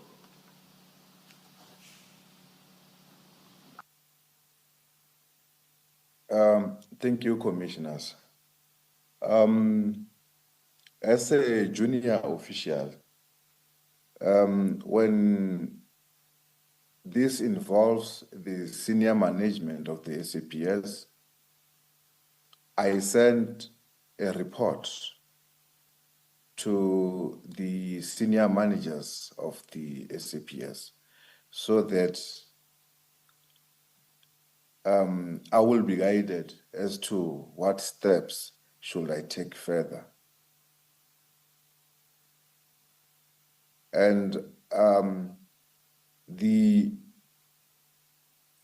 when the July 6 happened, we were still investigating the authenticity and or the aversions by Mr. Madlanga. Am I understanding you correctly that the report that you gave to your superiors directly or indirectly led to the media briefing on July 6th? I am not specifically saying that it led to the July 6th. I am saying that by the time July 6th happened, the media briefing on July 6th happened, we were investigating the aversions by Mr. Madlanga. Yeah. You say in instances like these, you prepare a report for your superiors. Did you prepare one in respect of these revelations? Did you prepare a report in respect of these revelations? A report for your or to your superiors? Please answer Yes. the question. Please. Oh, thank you. Thank you. Sorry, Commissioner, to interject you. No, I just wanted to say, please give a direct answer because oh, yes.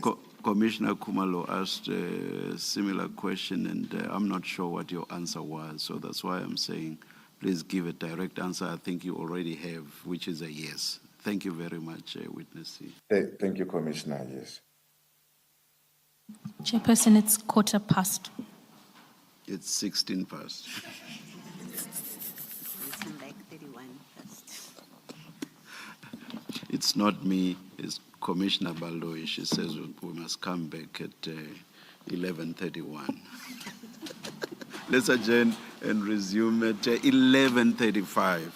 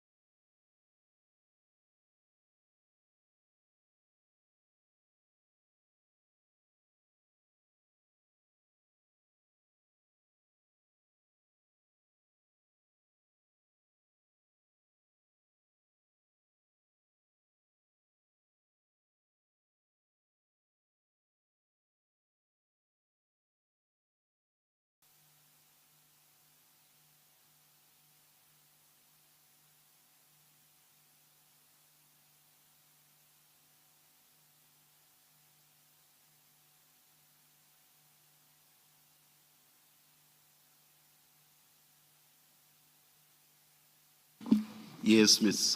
Mhlasedi. Thank you, Chairperson. Witness C, can I confirm that you are there and can hear us? I am here and I can clearly hear you, Commissioners. Thank you.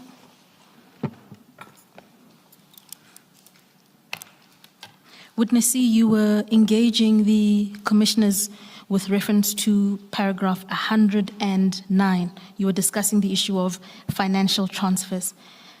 Could I ask you to please have regard to paragraph 110 and detail for the commission a further method in which funds would be given to General Sibia? Thank you, Commissioners.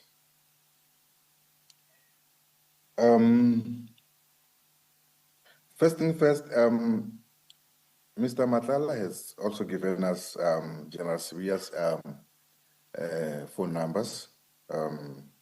The initial time he gave us the phone numbers, it was during the visit at his house on 6 December 2024. And then secondly, when we were upon his arrest, that is where he also gave us other contact details of General Sibia. He also, we also asked him as to how does he pay General Sibia. He indicated that he will do the drop-offs at the house. And then there's also a character known as Sergeant F.E. Ngosi, whom he indicates that he is the person who will be the transporting the funds from him to General Sibia. And he also gave us the ABSA account details of Sergeant F.E. Ngosi, and also indicated that he is also in constant communication with this Sergeant Ngosi. Furthermore, that this Sergeant Ngosi is working at the National Organized Crimes, which is the unit under the direct command of the DNC, was the General Sibia. Witness C, in an earlier part of your evidence, you made reference to a Sergeant F.E. Ngosi.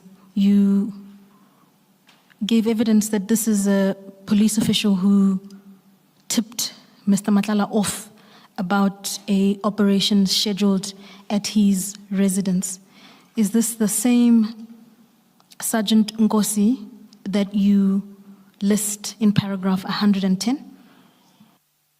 That is correct, Commissioners. On the 6th of December, he did show us the contact numbers of Ngosi, of Sergeant Ngosi, but he had saved him as Warrant Officer F.E. Ngosi, where in actual fact, when we checked, because like he also had his personal number on one of the screenshots that he had, then when we checked, it was indeed determined that he is not a warrant officer, but a sergeant. And yeah, he indicated that this Sergeant Ngosi is the one who facilitates the transfers of money to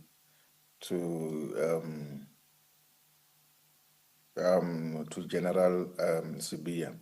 And in one of the conversation that Mr. Matlala showed us, he also indicated that this Sergeant Nkosi is in possession of Mr. Matlala's bank account card. And in some instances, after the payments by SAPS to Mr. Matlala, then Sergeant Nkosi will facilitate that the money gets into the hands of General Sibiya. Thank you. You use the verb transfer in the context of Sergeant Nkosi allegedly transferring money to General Sibiya. Earlier you said that General Sibiya did not want electronic transfers and that he allegedly preferred or insisted on being given cash.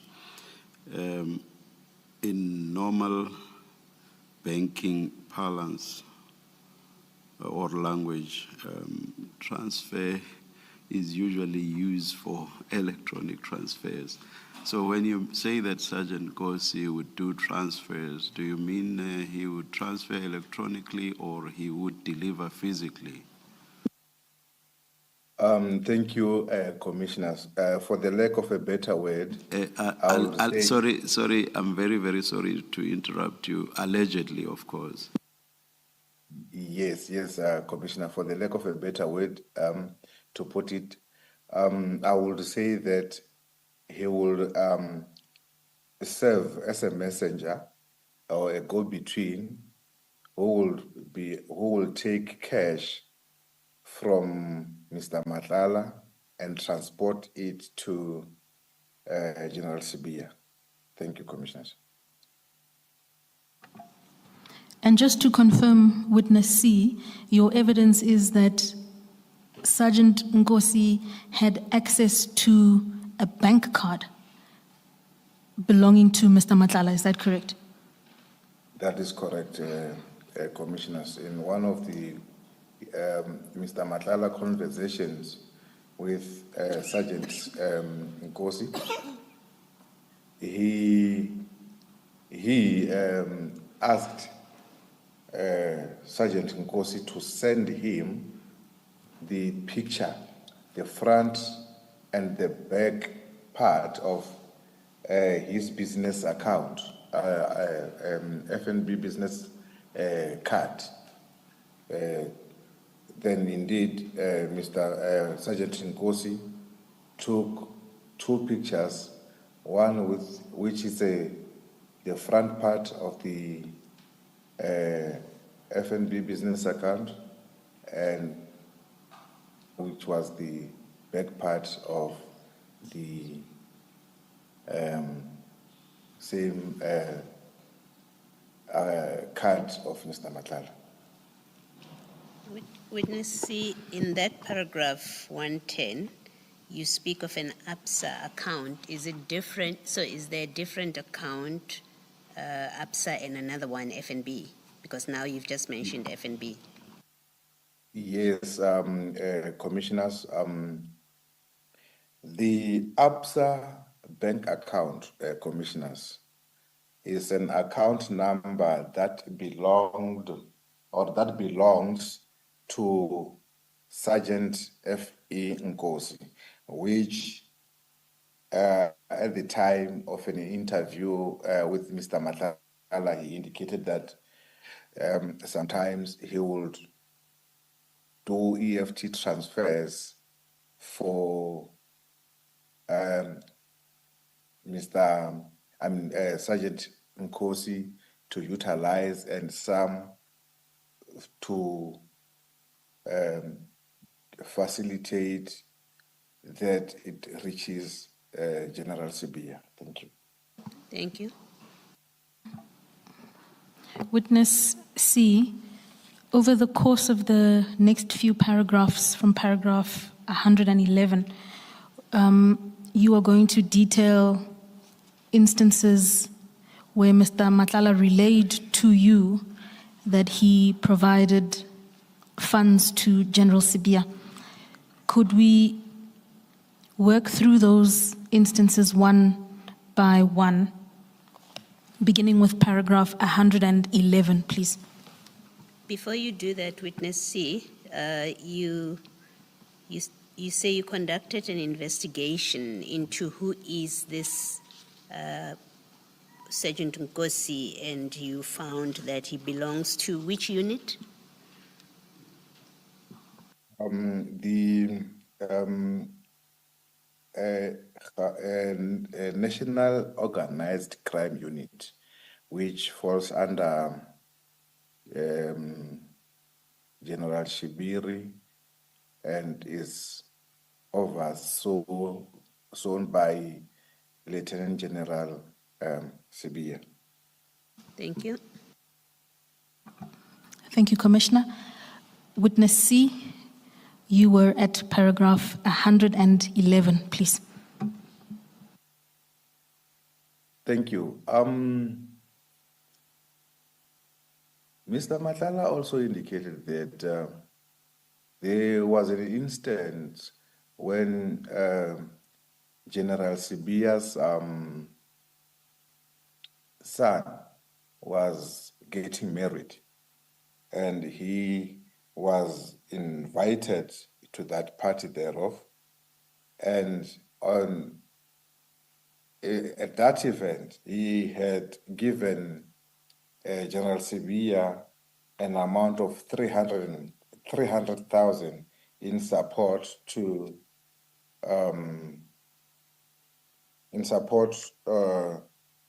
of that marriage or a party. At another instance, he indicated that I can rather say it also in the vernac that he used. He said, yeah, General Sibia, orata mali e chelete dai. So meaning that General Sibia loves money a lot, because he was the time he went to his office at the national head office of SAPS, whereby he wanted a resolution into the issue of him utilizing the clinic at Pretoria West SAPS Academy. And then General Sibia instructed him to place the money in the dustbin at his office. It was like he has a bathroom attached to his office. Witness, you've been specifying the amounts. Was this amount not specified? Just say place money. Thank you, Commissioner. For this amount, he didn't specify as to how much it was. And that question was never also asked as to how much was it.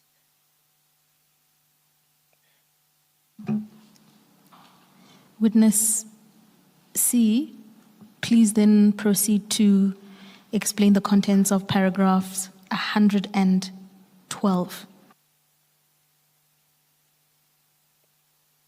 Thank you. In January 2025, Mr.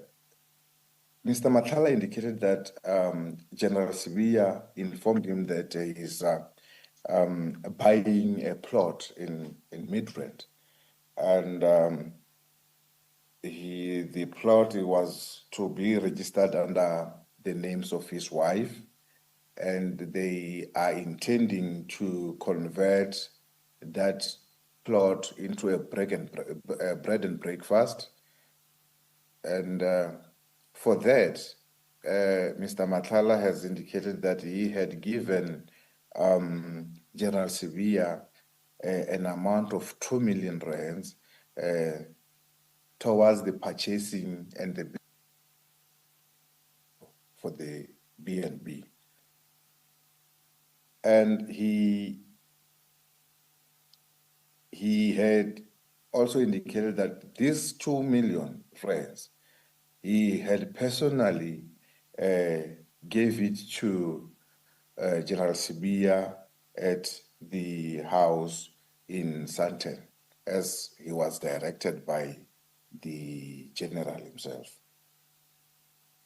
This is the same house that I have indicated earlier on in my evidence that this is where a character known as Serge Kabonge also owns or resides at the same estate. Witness C, please proceed through to finalize paragraph 112 and explain to the commissioners the manner in which the money discussed therein was handed over or dropped off to General Sibia. Thank you. This money, 2 million rands, was dropped off in cash at the estate in Santen, whereby he indicated that General Sibia came out of the house and stood by the circle, where he didn't go in. He just extended his hand from the car whilst he was still sitting in the car, and General Sibia took the money, and then as he drove off, General Sibia walked back into the house. In the olden days, I would be asking about whether there is a paper trail. Paper trail, of course, you've indicated that General Sibia allegedly insisted on cash payments, so there would probably be no paper trail pointing to him. But there would be paper trail at least showing withdrawals that are either of the exact same amounts or amounts in that region. So these days everything is electronic, but it would still work the same way. Were you able to establish, or was someone else able to establish, if indeed there was a trail tending to match or show a link with the alleged payments to General Sibia?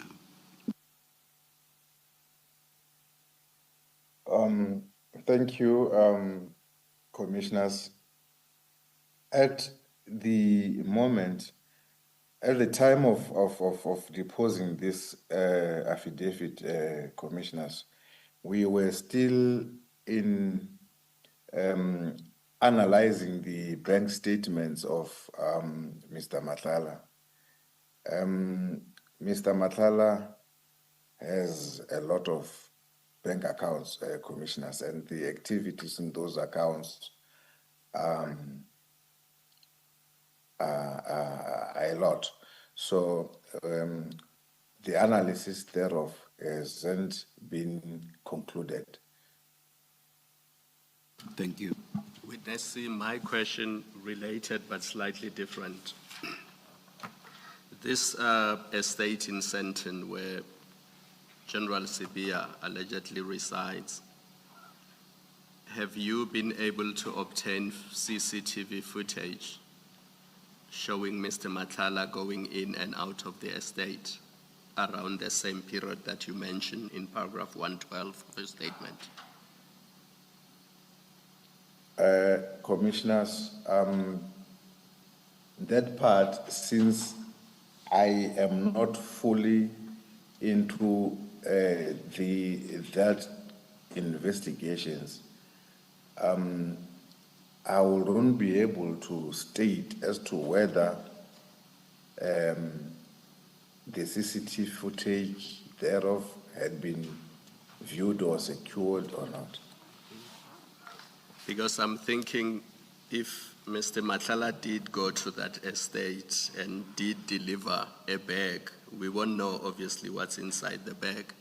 There may well be CCTV footage that shows him entering and leaving, but also dropping off a bag or something similar to a bag. Would that not be so? Yeah, if the area is CCTV covered, indeed, such evidence will be available. Thank you. Thank you, Commissioner. Witness C, is it your evidence that the allegations made by Mr. Matlala are the subject of an SAPS investigation? Is that correct? That is very correct, Commissioners. And I would also like to state that on this interview, Commissioners, our main aim was to investigate the case pertaining as per Santen CAS 436 of 10/2023. But now, one couldn't put a cover on the ear and not pay attention to what Mr. Matlala was saying to us, Commissioners. So whatever that he had said, Commissioners, is it's a matter of investigation, an ongoing investigation in the SAPS. thank you, Witness C. To make sure that your response is properly understood, are you saying that the primary purpose of engaging Mr. Matlala upon his arrest was to obtain information concerning the Santen case for which he had just been arrested, and therefore that the additional disclosures that he made were supplementary or secondary to your primary purpose for engaging him? I will state it in this way, Commissioners. Matlala was arrested as per Santen case 436 of 10/2023, which is an attempted murder case.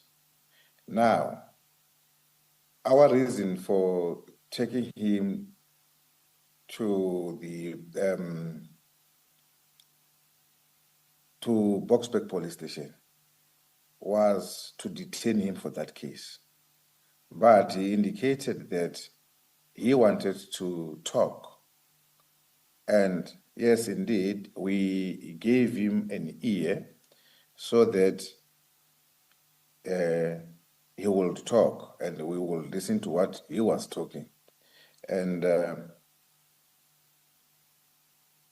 also the interest, another interest that I had on my side, Commissioners, it was for me, I was hoping actually that he would tell me where Jerry Bushokha was, since Jerry Bushokha even today is still missing.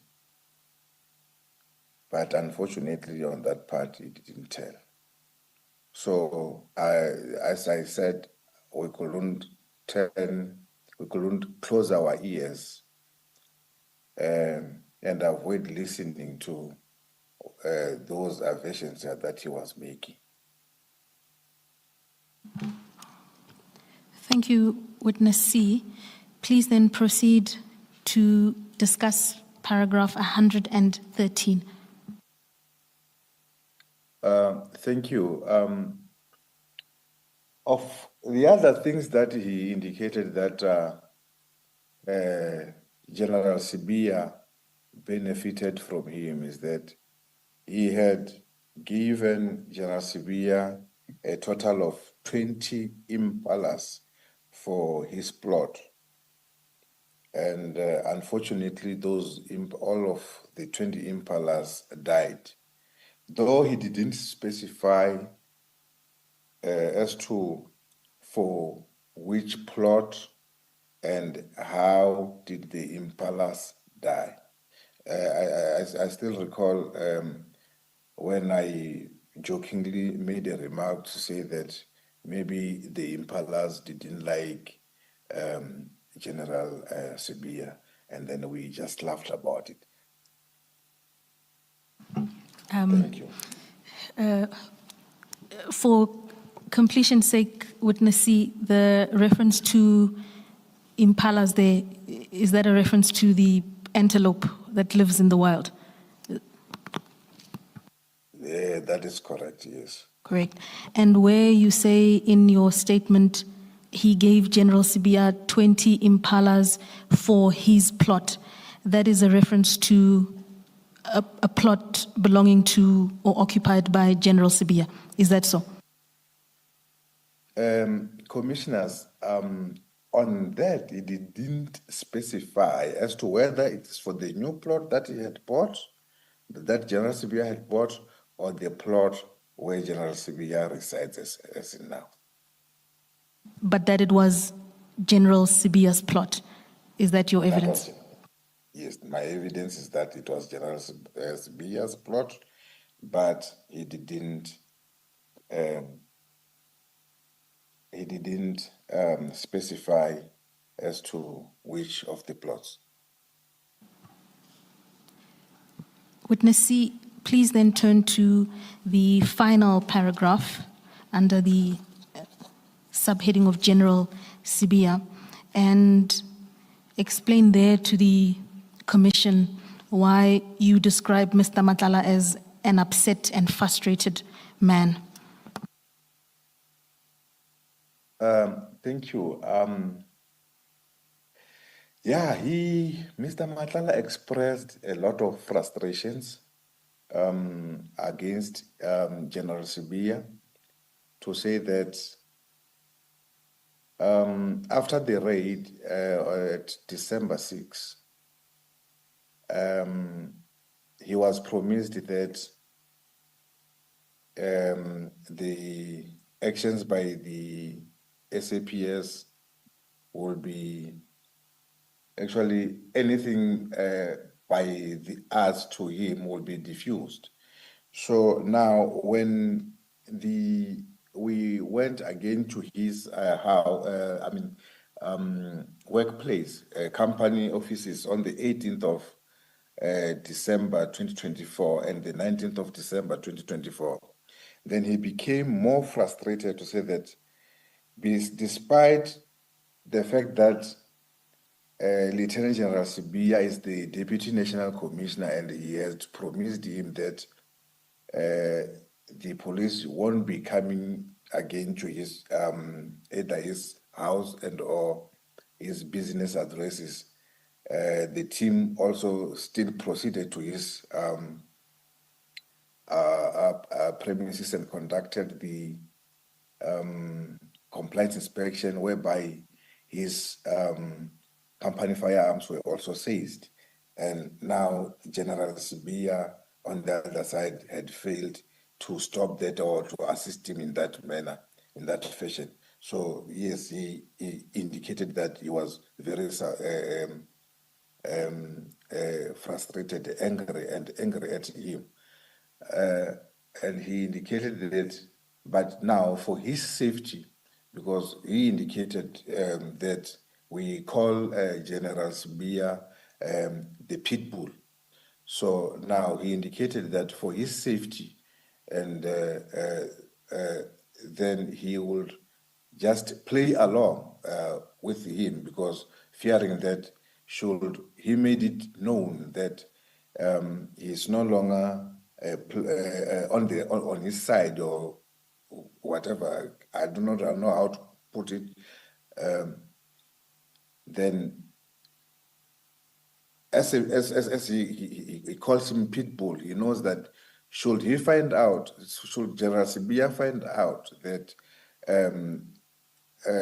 Matlala has changed sides, then it means that it will be the end of his life. Thank you. Witness C, at the end of paragraph 114, you state that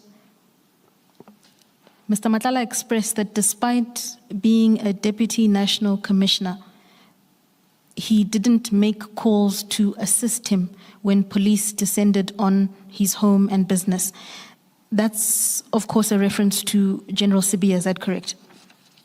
That is correct. That's correct. And in engaging Mr. Matlala, did he say to you on what basis he was entitled to or demanded assistance from General Sibia when the police descended on his home and business? What was his entitlement to that intervention from the Deputy National Commissioner? Thank you, Commissioners. As I have indicated on the, I think it was paragraph 90-something there, where he indicated that General Sibia, it will be paragraph 106, whereby General Sibia came to him and asked him to please take care of him, and he will take care of him. So since now General Matlala had been taking care of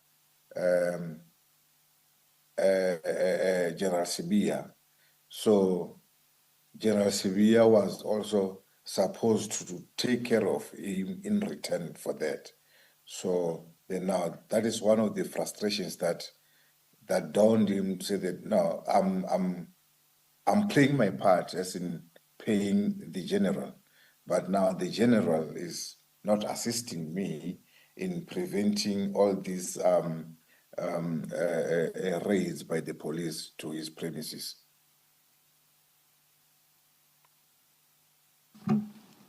Witness C, our next subheading is titled General Feroz Khan.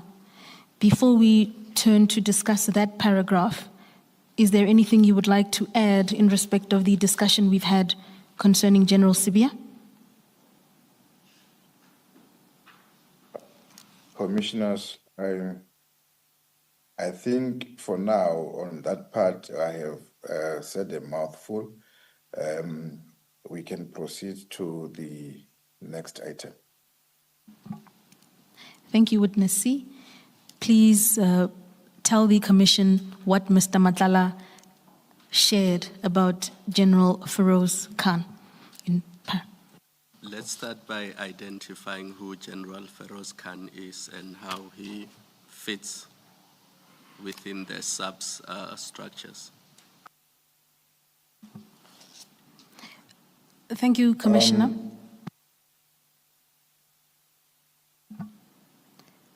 Please proceed, Witness C. Thank you, Commissioners. General Khan is a Major General in the South African Police Services, attached to the Crime Intelligence National Office.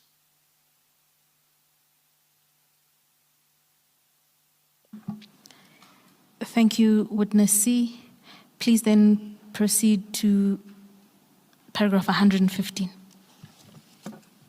Thank you, Commissioners.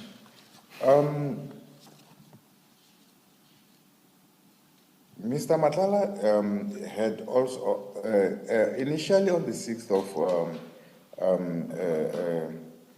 December, when we visited his house, he indicated that one of the people that one of the high-ranking officials that he is close to is General Khan.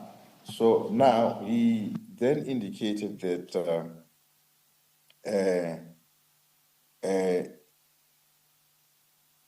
there were disciplinary charges that were brought against General Khan in the SAPS, and that General Khan demanded an amount of 2.5 million from him. I do not know for what, but then he only gave him an amount of 500,000. And he also indicated that the way that General Khan demanded that 2.5 million from him, he showed to be threatening or intimidating him. And that made him, Mr. Madlanga, not being okay with it, as he didn't like it at all. So he didn't specify as to why the demand of 2.5 million, and whether that money, is it the money that maybe Mr. Madlanga owed to General Khan, or maybe it was for him to pay for his legal fees. He didn't indicate that, Commissioners.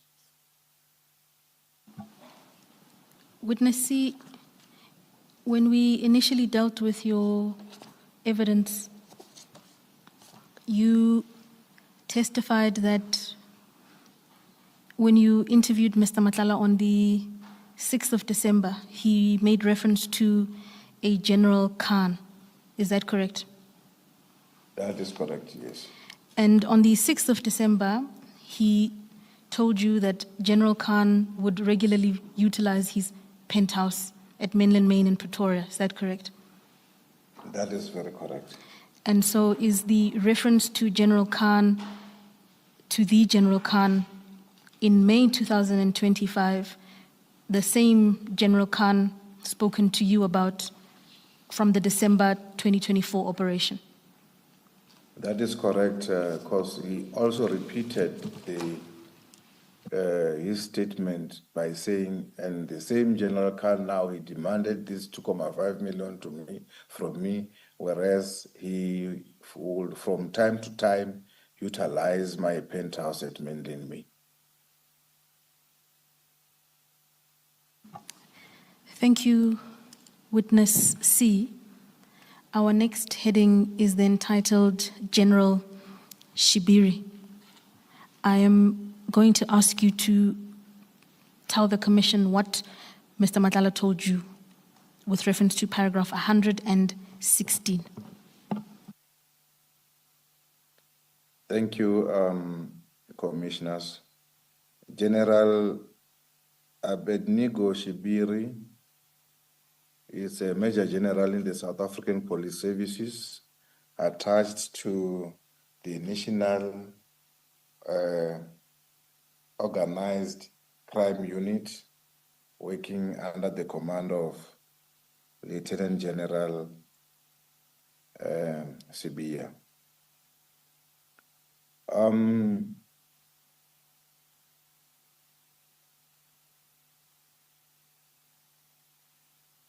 He was also close to General Shibiri, as also in the first encounter with him, he had indicated that when he was doing the name dropping, he dropped also the name of General Shibiri to say that he was close to General Shibiri.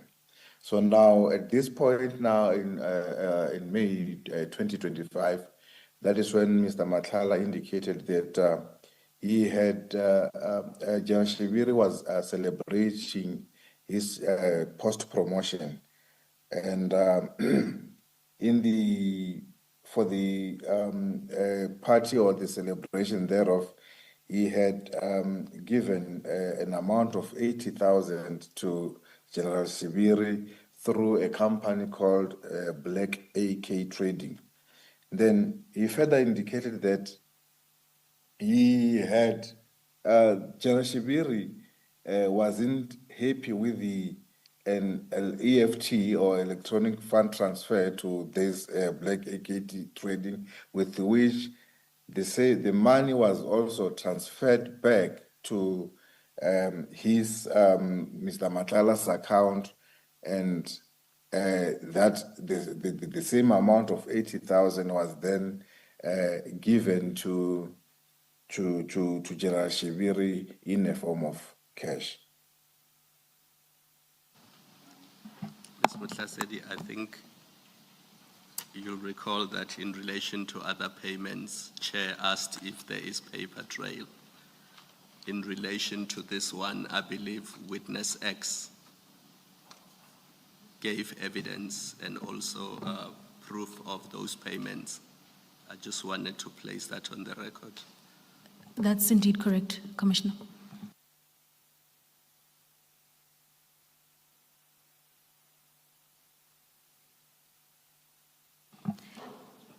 Chair,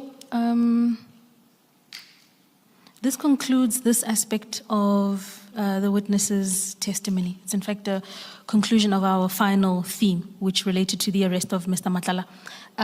I sought guidance as to whether we should attempt to play the recordings now because they relate to this theme, or whether I should complete his testimony and then play the recordings at that stage.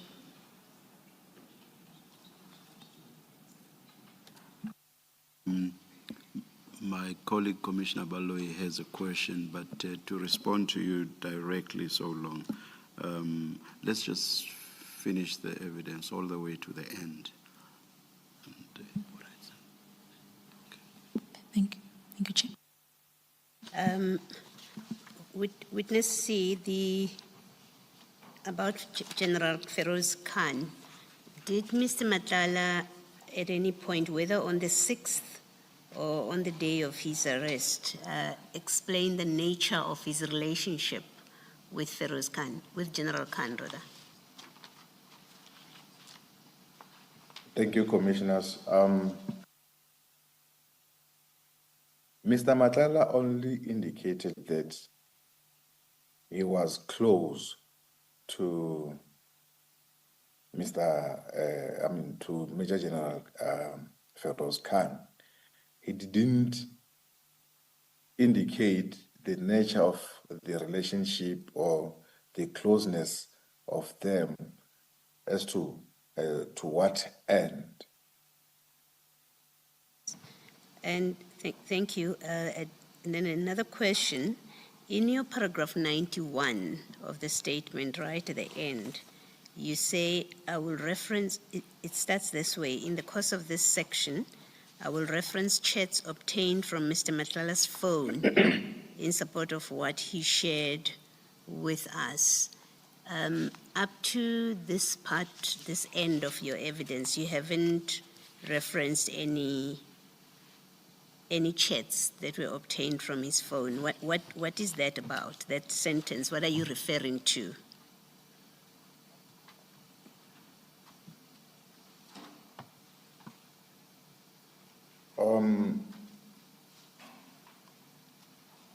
I do not have specific chats between General Khan and Mr. Madlanga at hand at the moment, because I did not conduct the analysis of the imaging of Mr. Madlanga's phones. All right, let me explain my question. That paragraph, how it starts, this is where you're talking about the chats that you say were informal chats, right? Maybe let's go back a bit. You say in paragraph 90, you say Mr. Madlanga was read his rights and arrested. He asked to have an informal talk with us, right? That's in paragraph 90. And then in paragraph 91, you then say the chat is recorded. And then you conclude that paragraph by saying, in the course of this section, I will reference chats obtained from Mr. Madlanga's phone in support of what he shared with us. And when you turn to the next page, that's where you have the subheading, Minister Mkhunu, and so on. So my question is not just about Major General Khan. It is your entire evidence about the subheadings that where you say I reference chats obtained from Mr. Madlanga's phone in support of what he shared with us. Which chats are you referring to?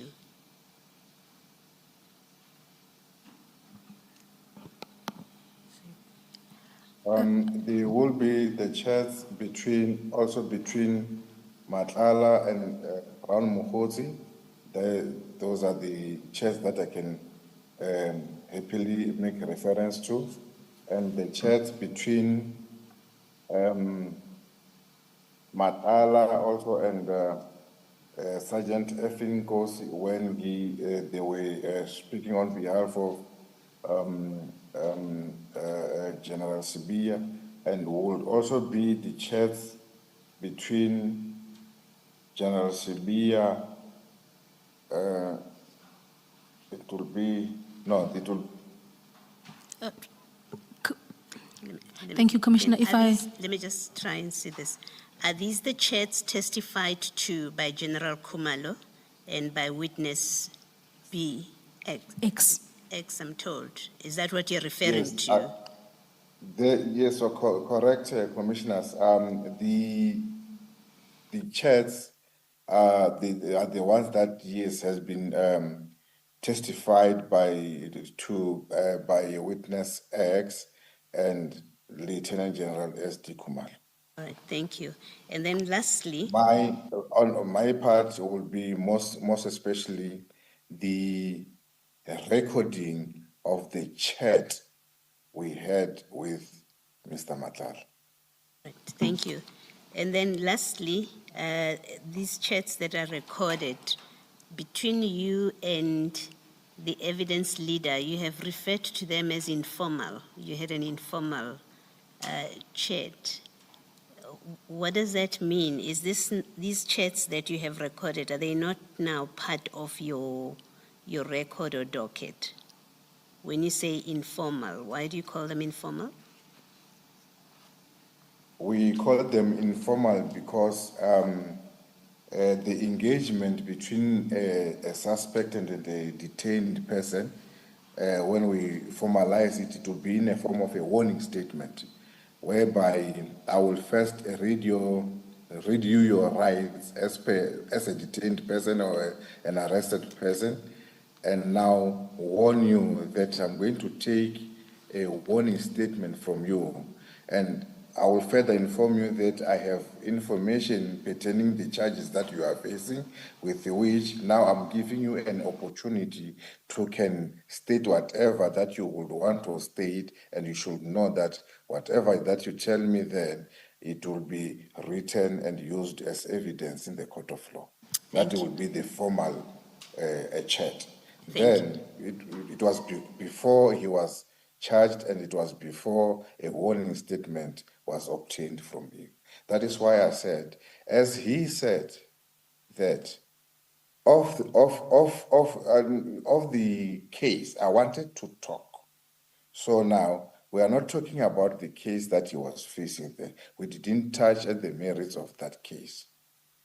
We had to listen. And in addition to that,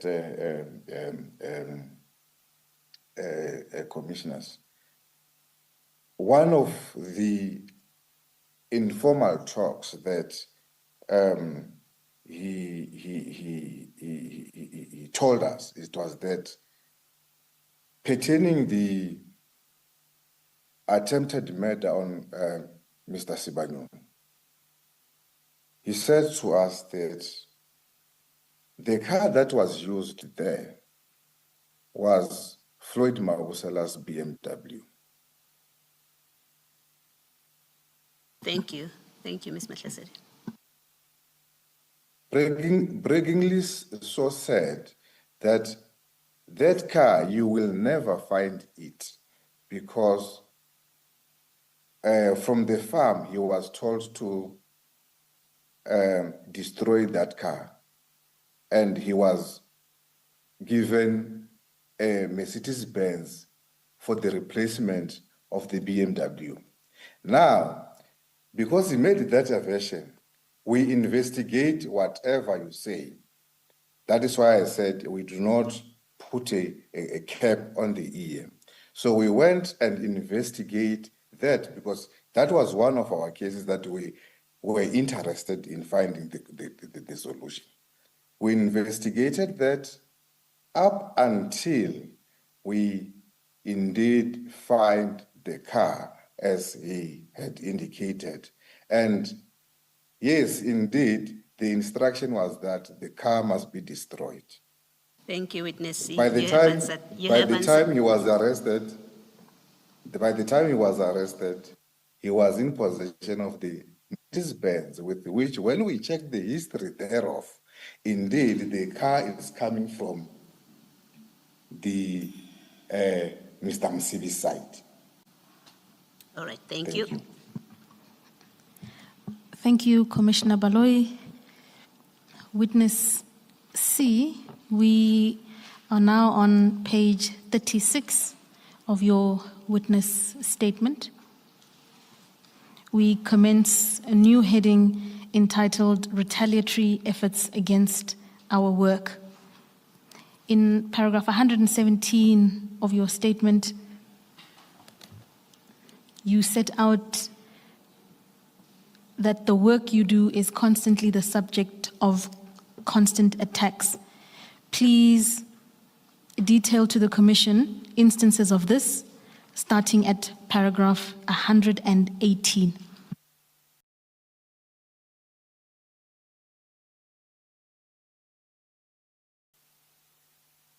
Thank you, Commissioners.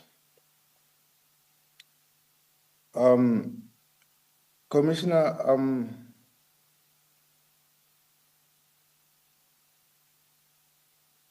we like myself, I told myself I took an oath to become a police official, and that oath that I took is to serve and to protect. And furthermore, I said I will investigate without fear or favor, Commissioners. So during the process of us working on these cases, in January, I think, January 30th, 2025, I proceeded to Groenberg Correctional Facility, and there was an inmate who had invited us to say that he had been tasked, and this person was very close also to Katiso Molefe while he was incarcerated at Groenberg Correctional Facility. This inmate has informed us that he had been given a duty by the accused person and ex-police official, warrant officer Puletau,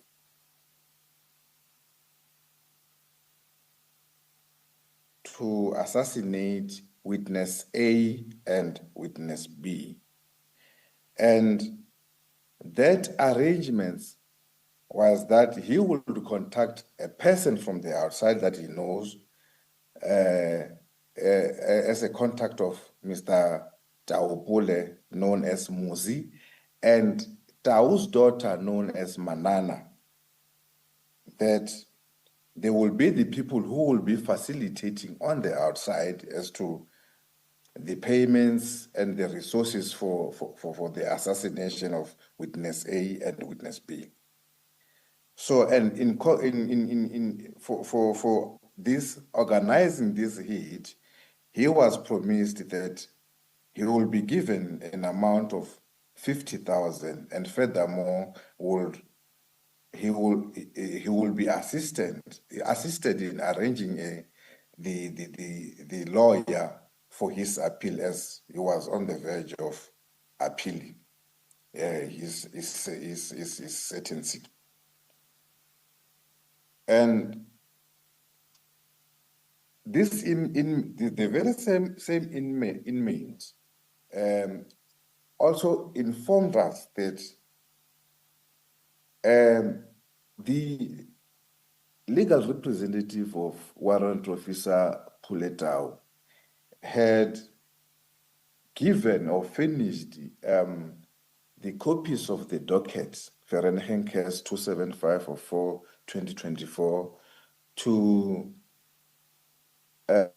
Katiso Molefe. And this, to me, I find it very wrong because the docket disclosure to Mr. Katiso Molefe was not yet done, as Mr. Katiso Molefe was still on the verge of applying for a bail. So this, I can tell that the legal representative, Mr. Franz Mashele, also knew that what he was doing is very wrong by giving Mr. Katiso Molefe the copies of the docket.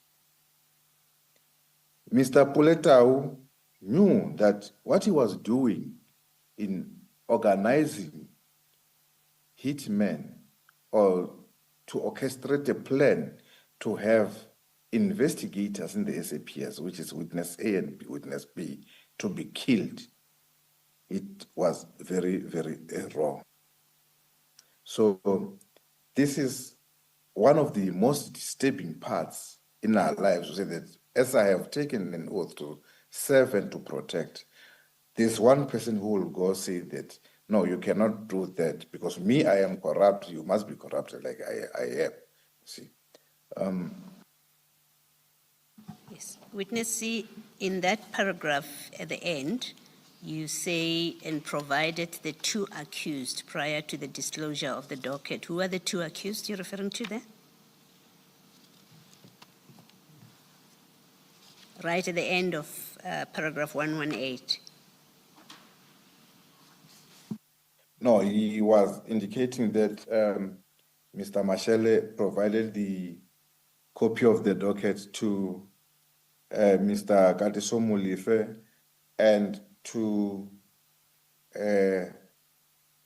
Musake Khan. Thank you. Thank you.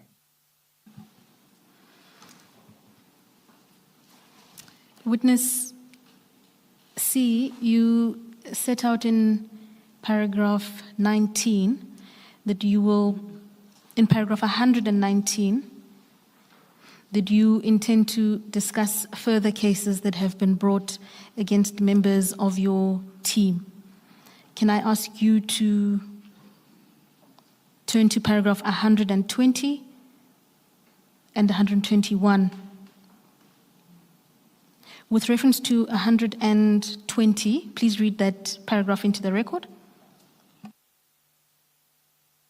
I have addressed the commission on the case opened by Mr. Madlanga in December 2024, which was ultimately withdrawn. Commissioners, and that this is very disturbing, commissioners.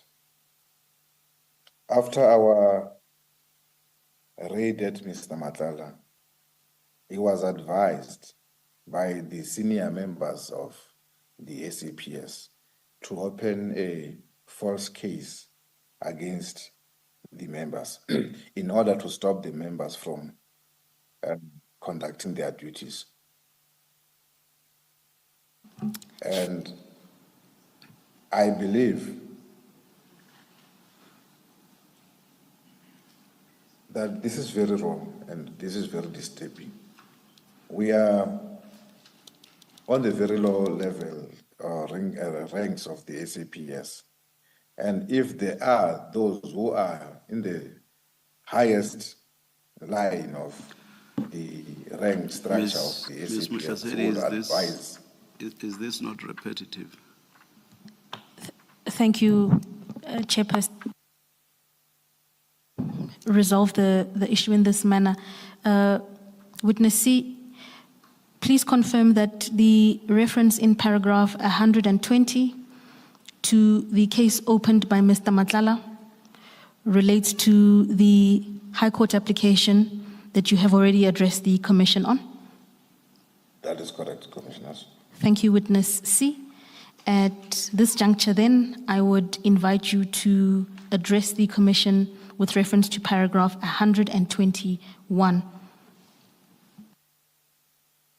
Thank you, Commissioners.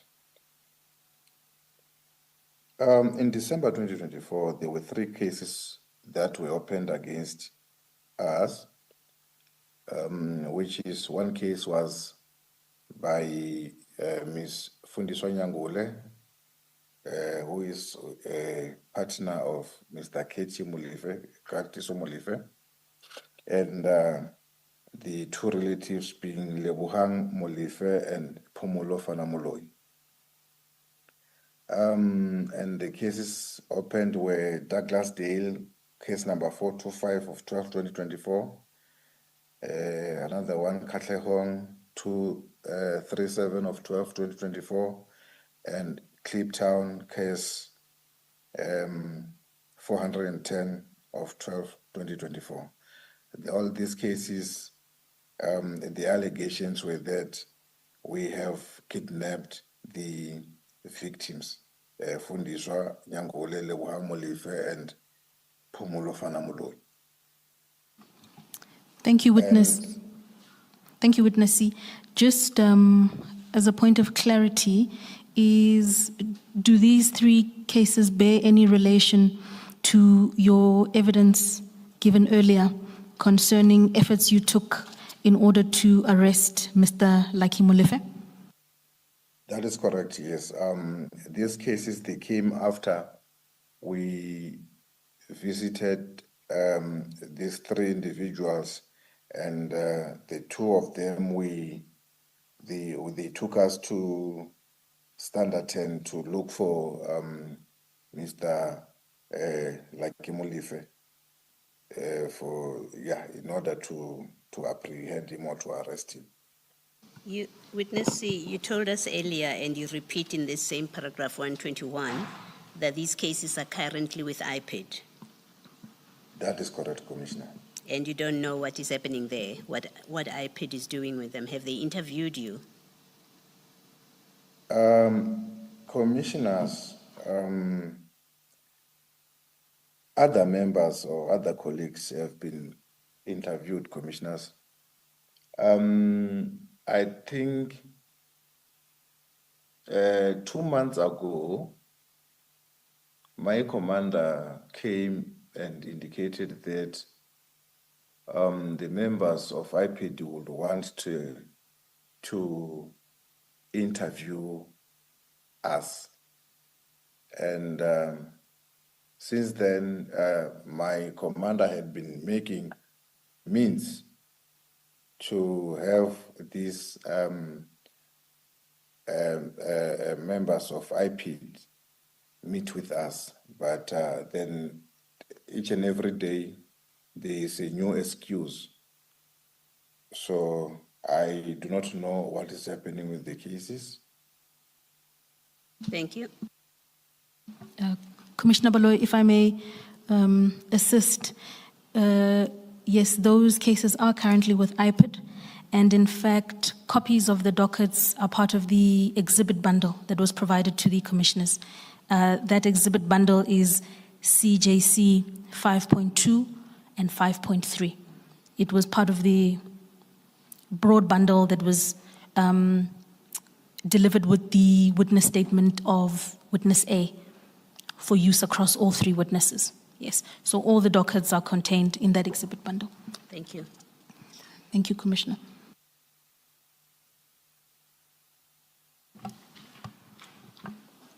Witness C, please then turn to the contents of paragraph 122.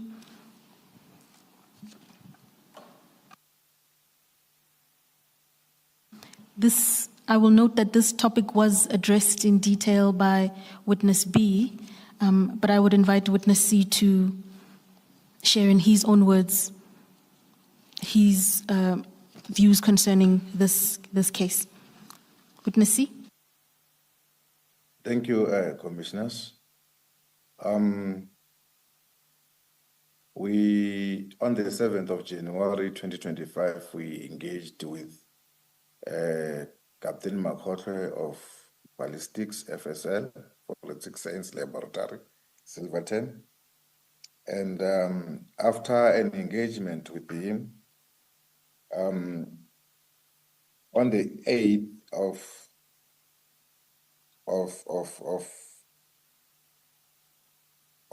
of January, when we went back to his office, that is where now at the office of Brigadier Mkhabela, Brigadier Mkhabela informed us that he advised the member not to engage with us anymore, and that he had advised the member, which is Captain Makhotle, to go and open a case of kidnapping against the members,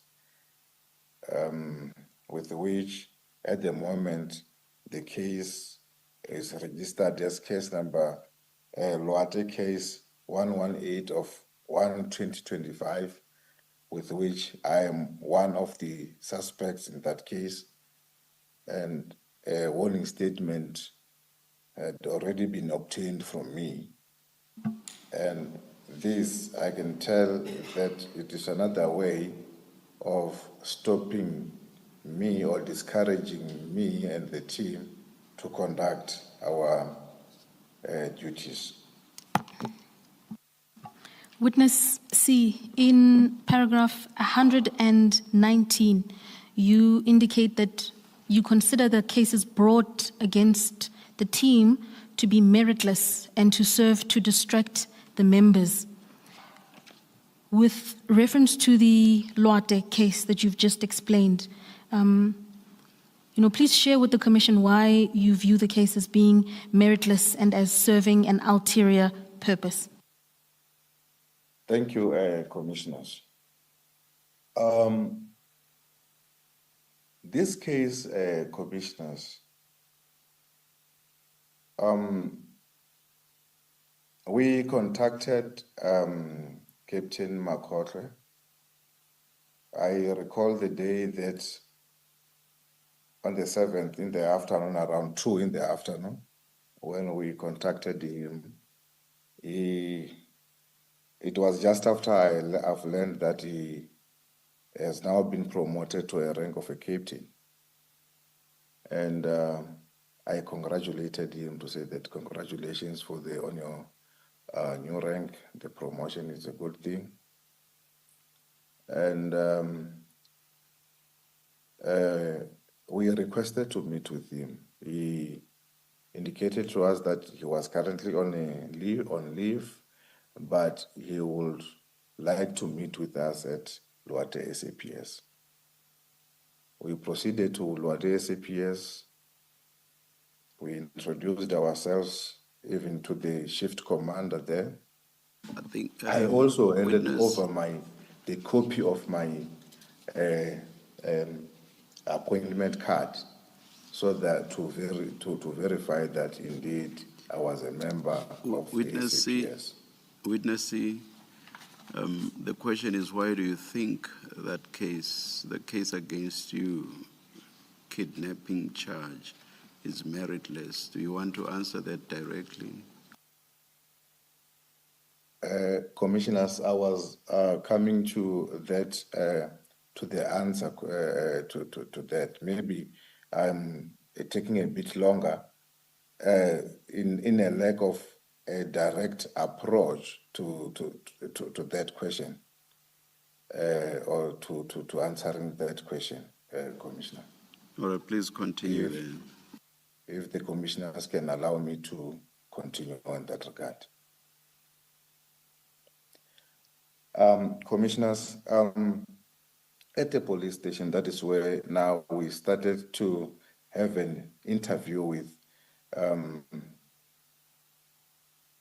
Captain Makhotle, who indicated that he would want to access the case file. He made contacts to one Colonel Mota and to Brigadier Mkhabela, saying that he would want to access the case file at the office. And then Brigadier Mkhabela gave him his blessings to say that you can contact Colonel Mota, who will open the safe for the case files for you. And then he contacted again Colonel Mota. Lieutenant Colonel Mota, in return, he said that it is just unfortunate that at the present moment where I am drunk in such a way that I cannot drive from wherever I am to the office to open. And after that call, he dropped it and he phoned back again to say that the case file has been transferred to KZN Amazon Dot. So then that is where now Captain Makofe suggested that no, since when the case file has been transferred, let's head to my office because on my computer system, I have each and everything that I do, I have a backup on the system. So that is when now we proceeded there. So now we went with him at his own free will, and as he is the person who directed us to there, and he is the person who asked the permission from his superiors to access the laboratory at night.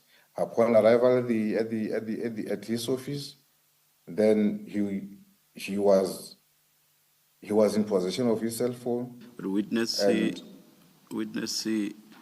the kidnapping, as I understand the allegation, related to you traveling in your own vehicle or vehicles with Captain Mahotle from Luwate to his office at the FSL.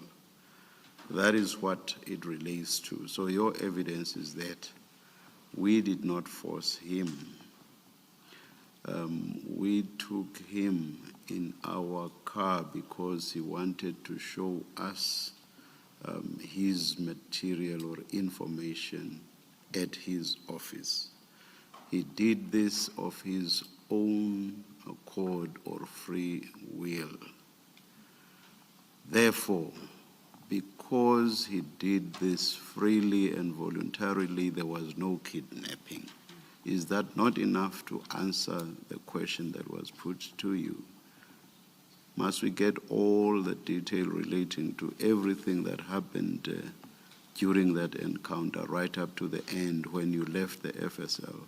Is it not enough to say he came to our car voluntarily to show us what information he had at his office? Is that not enough? Yeah, Commissioner, that is correct. It is enough, Commissioner. Thank you. Thank you, Witness C.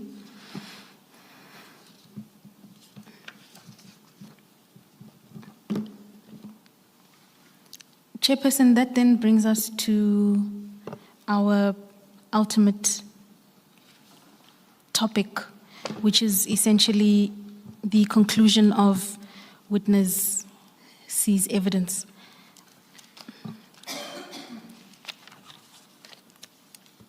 Witness C, we are now at page 38, paragraph 124 of your witness statement. You indicate in paragraph 124 that you would like to address the Commission about the impact of this case on your life. Can I ask you to begin that topic at paragraph 125? And I think it's best if witnesses simply reads all of this into the record, please. I have no objection with that, Chairperson. Thank you. Thank you, Commissioners. I will read as follows. I'm a career policeman. I have never worked for an organization other than SAPS. I have never worked in any capacity outside the law enforcement. I view my work as a member of SAPS as a calling and not just employment. I wear my badge with pride and view my work as an invaluable contribution to the community. 2126. In my years at SAPS, I have encountered my fair share of challenges. This includes long hours, suppressed pay, lack of recognition for sacrifices made, and the pain that comes from meeting victims of crime and bearing the responsibility to seek justice for them. However, this case has taken more from me than I ever could have imagined. I am not living a lie. I am living a shadow of my former life. On the professional front, I am no longer able to execute my duties in the manner I previously did because I cannot move freely in public without 24-hour protection. It is difficult to meet with informants or to make new connections. As my current condition is not conducive to blending in and meeting people in order to get information, I cannot go to court normally and seek my orders. My movements are not free and spontaneous. On the personal front, I cannot live a normal life. I cannot go to the gym or eat out without risking my life. I have a family that I am deeply committed to, but cannot take my family to a shopping mall or arrange that we go out on a holiday. I rarely see my family because doing so is a direct endangerment of their lives. This has alienated me from my family, in particular my wife, children, who I have not seen in an extended period of time. I bring this to the Commission's attention because it is important for them to know the sacrifice of ordinary SAPS members. We are at the cold face of justice and face the raw, unfiltered reality of fighting crime in the country. But even with all my sacrifice and hard work, I'm on the entry level of SAPS. My colleagues and I are ordinary SAPS members, and we need assistance in breaking down corruption and the politicization of the SAPS. It is difficult for us to execute our duties when the corrupt individual we have encountered are senior ranking members in the SAPS. It is impossible to fight well-resourced, organized, and ruthless criminals when your own superiors are co-opted and complicit in criminality. With the current environment, South Africa will not win the war on organized crime, CIT, transborder hijacking, drugs, kidnappings, and extortion. Corruption within SAPS only makes it hard to do our work, but it is disillusioning. It is career limiting and causes disassociation from our colleagues who avoid us. Our colleagues know that you are investigating these cases and avoid you for the fear of facing repercussions. I make this statement not to seek sympathy, but to make the Commission alive to the reality of committed, ethical, and ordinary SAPS members. I am grateful to General Mkwanazi, who lifted the lead on our circumstances. This is the conclusion of my testimony at this juncture. Thank you, Chairperson. That is the conclusion of witness C's evidence. Yeah, of course, it's subject to us listening to the recordings. Yes. Yes. 5 minutes to 1, Chairperson. Should we not take the lunch adjournment at this stage? And we were told that we would be getting earphones or headphones in order to set up, get all of those. Maybe let's resume at 2 p.m. Thank you, Chairperson. We will use the lunch to attend to those. To get us ready. Let us adjourn until 2 p.m.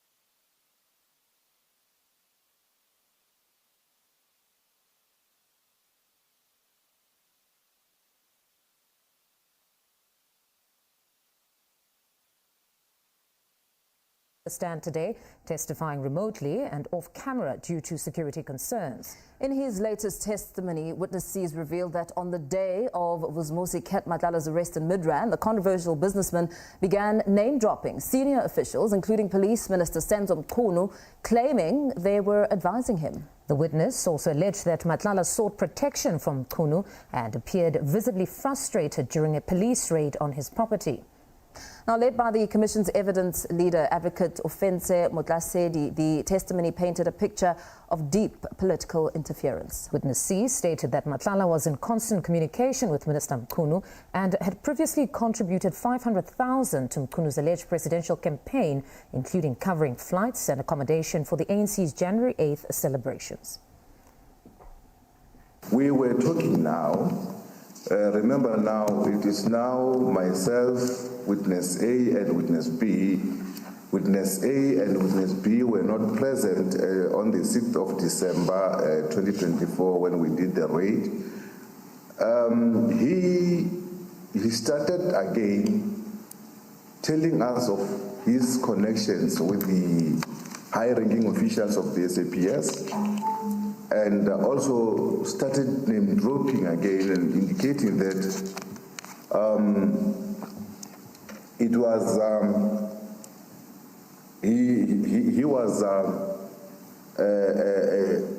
close to the minister, Mr. Senzo Mchunu, and the person named Brown Mokgotsi. As we go further, he even told us that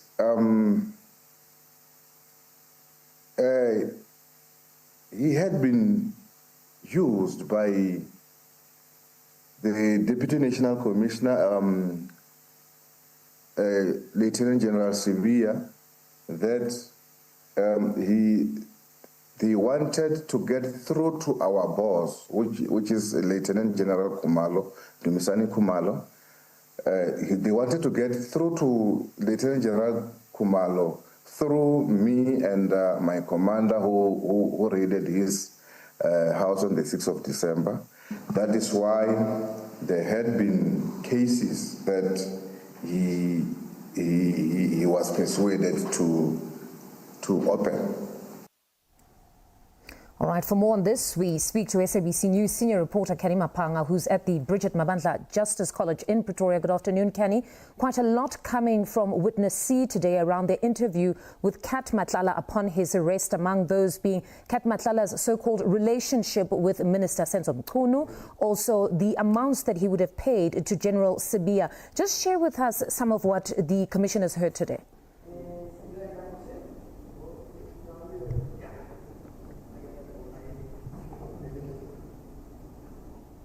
All right. Unfortunately, it seems we have lost our communication to Kenny Mapanga, but most certainly we'll be trying to re-establish that line. Quite a lot has stated coming from Witness C today around his relationship, or at least the interview that they had with Kat Matlala upon his arrest. Among some of the things that he says Matlala told them was around his proximity to Senzo Mchunu, having requested protection of some sort. Also beyond that, that there were ambitions, or at least Minister Mchunu had ambitions to run for president of the African National Congress. And what happened then was that there were monies paid to him to fund this specific campaign. I believe we have Kenny back on the line. Good afternoon. Let's try again, Kenny. Quite a lot coming from Witness C today around the interview with Kat Matlala upon his arrest. Can you just share with us some of what the Commission has heard thus far?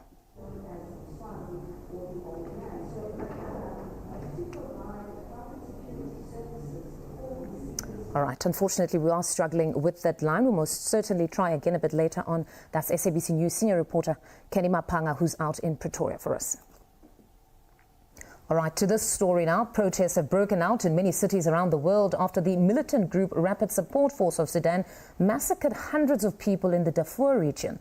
The RSF has been fighting government forces in Sudan that had led to thousands killed and millions displaced.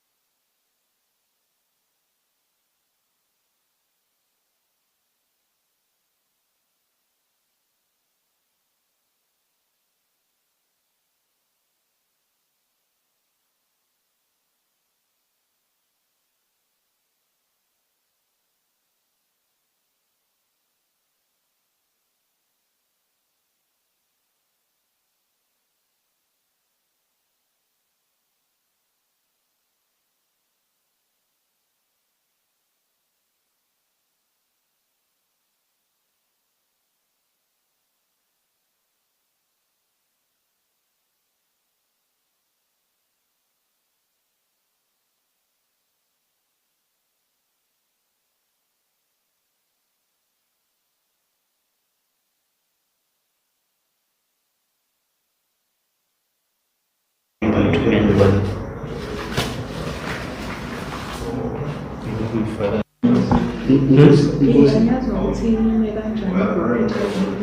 Yeah, maybe Amazon can give them to me and whether moving further.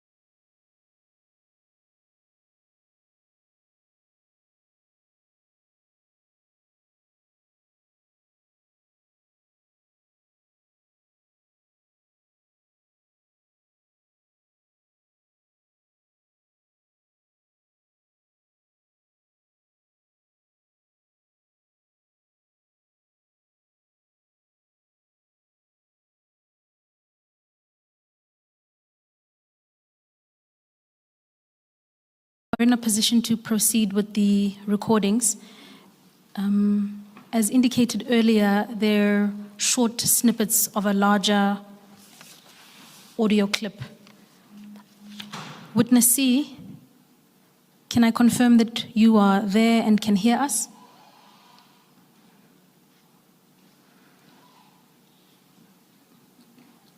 Witness C?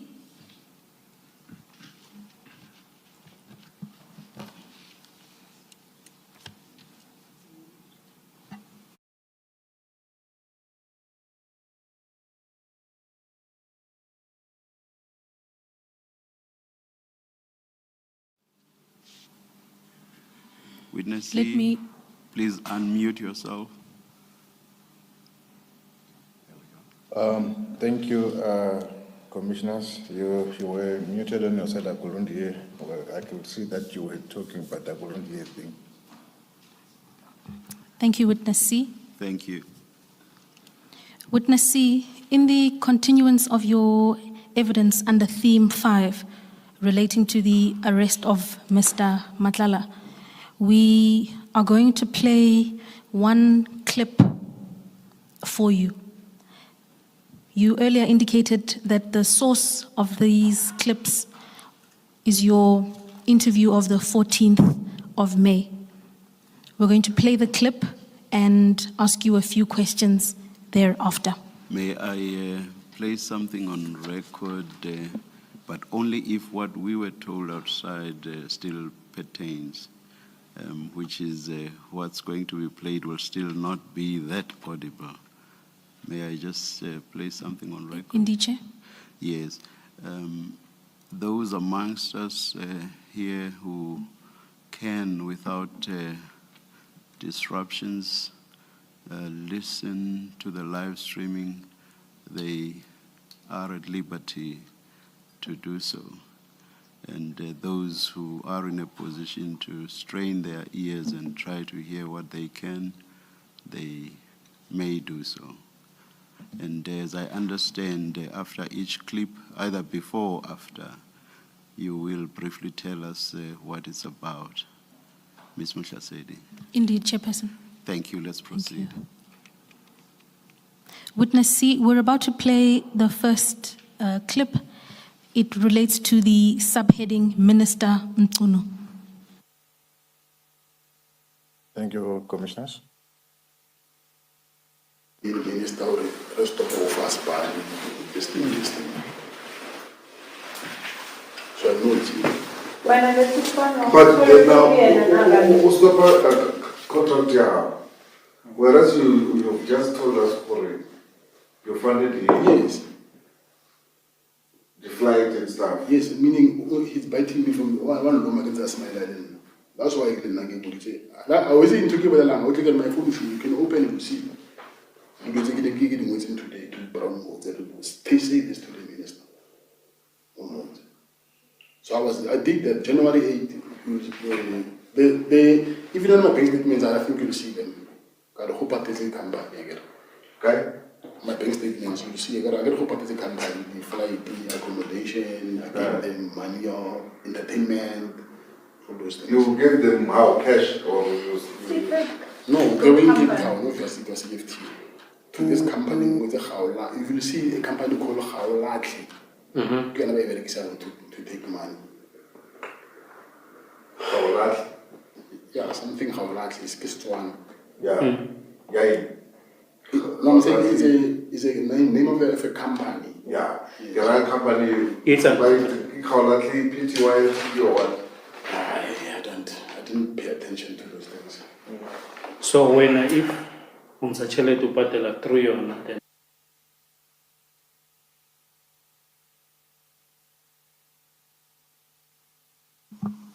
Witness C? Yes, commissioners. Witness C, were you able to hear the recording? Was it audible on your side? Yes. Yeah, it was audible on my side, commissioners. Please don't explain what it says. Let's just continue, and where we have questions, we'll put questions.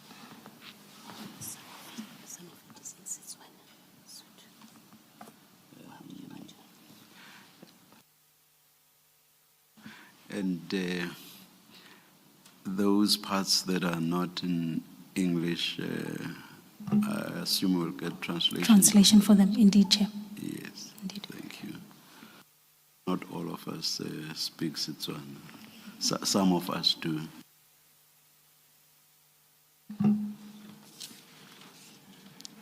Witness C, thank you for confirming that. Witness C, can you tell us who are speaking there? Thank you, commissioners.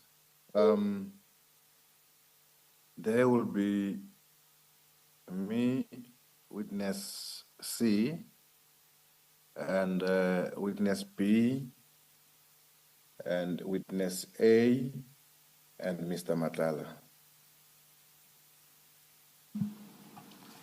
Thank you, Witness C.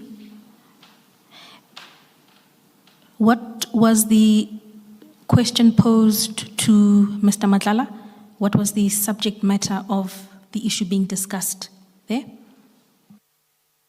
The subject matter there was the issue pertaining the funding of Mkhunu on pertaining the January 8 for his delegates to Cape Town. And what did Mr. Madlanga indicate in the clip that he specifically funded for January 8?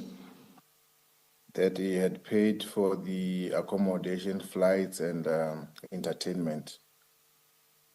And the bank, his bank account can show that. Thank you, Witness C. And the contents of this clip then accord to your earlier evidence as presented about the funding by Mr. Madlanga for the January 8 delegates? Can you repeat that, please? Not a problem. Does the excerpt of the recording accord or is consistent with the testimony that you gave earlier about the funding that Mr. Madlanga gave for the January 8 conference? That is correct, sir. It corresponds. Okay. Thank you, Witness C. I'm then going to play a second portion of the same clip. Okay. Can you please take us to the beginning of this one, the one that's been played? I want, like when the first speaker speaks, I want Witness C to identify for us who that speaker is. And then the next speaker, who that is, until all of the speakers in a clip have been identified. I don't know whether it's practical not to replay the whole thing, but if it's not practical, then it Chair, means a total replay. We're in a position to do that. Please. Okay. I'll just ask thank you. for a second that we rewind. Thank you.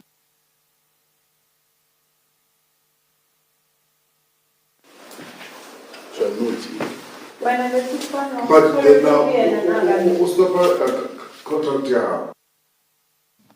There are two people speaking over each other. One sounds like a woman and the other one a man. Witness C, in light of the chairperson's question, are you able to identify the two voices in the clip? One sounds like a female. Yes, commissioners. The female is witness B, and the male is witness C. Whereas you have just told us for it, you funded it. Yes. The flight and stuff. Yes, meaning he's biting me from one room against a smile. That's why I didn't say. I was in Turkey with a lamb. I took my phone, you can open it to see. And that one? That one, it is Mr. Madlanga. Because they get the waiting today to Brown Water. They say this to the minister. So I did that January 8th. If you don't know my bank statements, I think you'll see them. Got a whole part of the company. Okay? My bank statements, you'll see. I got a whole part of the company, the flight, the accommodation, I give them money or entertainment, all those things. You give them how, cash or you? No. I can hear the still witness C and Mr. Matala. Did he count only the three? The witness A, B, and C in the room, as well as Mr. Matlala. I don't remember. I don't remember him identifying the voice of witness A. I apologize, Chairperson. Maybe let me put the question to the witness. Witness C, please then identify for the commission the voices of the individuals that we've heard thus far. Up to this point, witness C, have we heard witness A? Not yet, commissioners. If you just, from where you paused, if you just proceed, witness A will will make a clarity on the version by Mr. Matlala. All right, thank you, please. When Cape Town, obviously, it was left here. To this company with a Haula, if you see a company called Haulatli, you can be very excited to take money. Haulatli? Yeah, something Haulatli is just one. Yeah. Yeah. No, I'm saying it's a name of a company. Yeah. Your company. It's a Haulatli, PTY, or what? I didn't pay attention to those things. So when if Thank you, witness C. We heard a voice that you identified as Mr. Matlala make specific mention of a company called Haulatli. Can you confirm that you heard that? That is correct, I heard that. And then please inform the commission of the role that he says this bank account played in the issue of financial support. That is the company that Mr. Matlala will make payments through to his bank account. And this account was then used in support of the delegates for the January 8 conference. Is that correct? That is correct, yes. And a final question on this score, witness C. What is the relevance of the bank statement that Mr. Matlala referred to in the recording? It is that should we go on to the bank statements, then we will get those payments for the flight tickets and the accommodation. Thank you, witness C. I thought the purpose of playing the clip that we've just heard was to identify witness A. Is witness A in that clip the person who's seeking clarification about the company Haulatli? Thank you, Commissioner Kumalo. Right there where the clip was paused, it is where witness A was making clarity. Thank you. Thank you.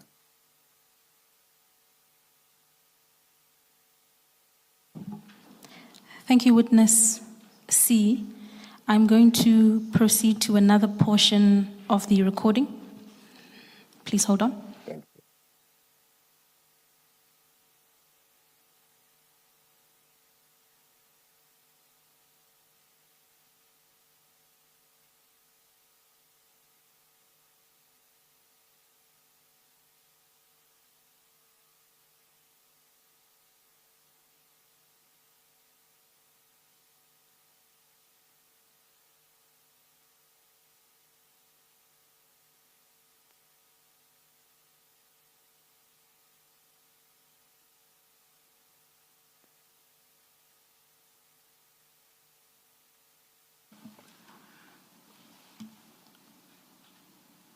Are you safe? No, I know I'm not safe. I know I'm not safe. Just to, Yeah, when you go to the next clip, to avoid having to repeat once someone has started speaking, if we could again just say, this is so and so, let the person speak to the end, and then when the next one starts, we get witness to again tell us who that is, and then you let them speak to the end as well.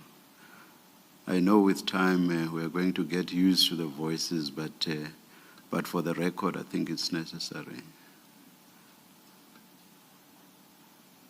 Someone has started speaking, and who is that? Is it Mr. Matisse? Are you safe? I know I'm not safe. Witness C, please identify the voice heard in that segment of the clip. The voice is that of Mr. Madlanga when he's saying we're not safe. Please continue. I know I'm not safe. Because today I sent this message, now I'm going to make an affidavit. I must go to Brahma Office on my phone. You see, I told them I'm going to administer on my affidavit. I'm going to High Court on Friday. I was supposed to go on Friday. Which Friday? This coming Friday. Witness C, please identify the male voice that just interjected there with a question.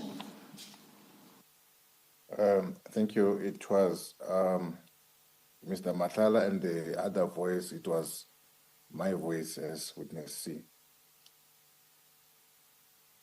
Ms. For Matlisedi, what?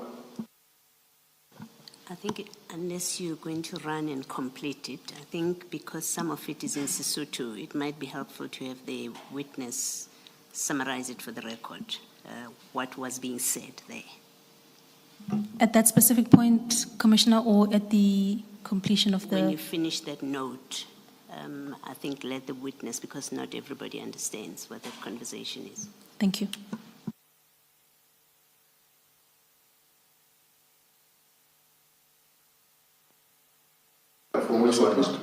I got after gig Hanne Holy Swaris. Minister what did again. I have instruction on my cancel my contract. So I would go meeting generally really meeting but instruction on cancel the contract. So and then after that I talked to Osanda later but later I obviously to want to give a massive or you canceling a contract based on this thing. But it's illegal. But okay, before I can even go Gadi register a contract, I'm going to mention what you guys, I was busy, you'll see this day. You'll see I typed it this morning actually. Yeah, you see it. No, I was talking to Bram Mukhoji. I was telling Brown what I'm going to put on the affidavit. Affidavit, I'm going to put it. I was supposed to put it tomorrow, and then Friday it was supposed to go to High Court. So they will do it on my behalf. But I'm going to put Minister there and then incriminate him. This is what he did. So that our now is playing dirty because he cannot force me because he want to come to wrong.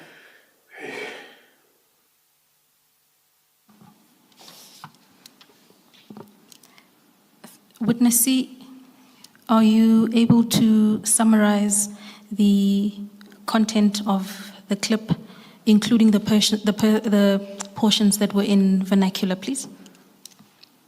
Thank you, Commissioners.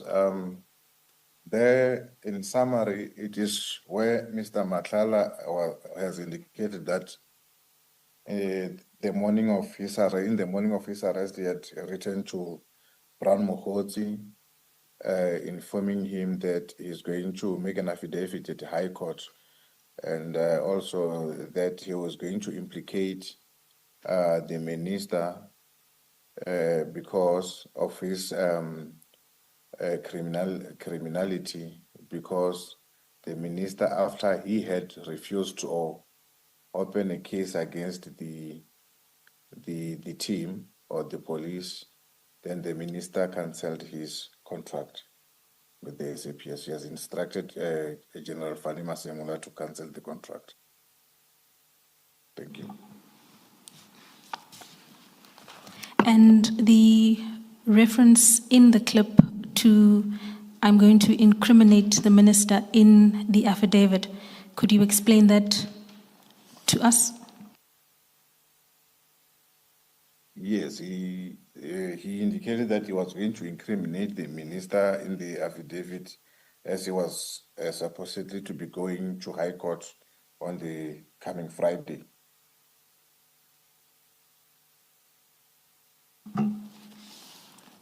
Thank you, Witness C. I'm then going to play a further short clip. Please just hold on.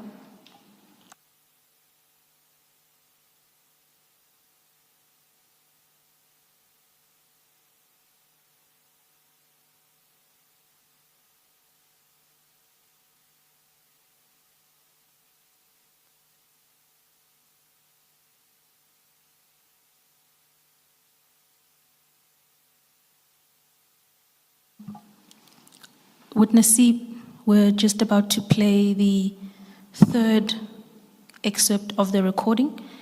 Just to locate it in your evidence, it comes under the subheading of General Sibia. Okay. How can it be closed with the criminal?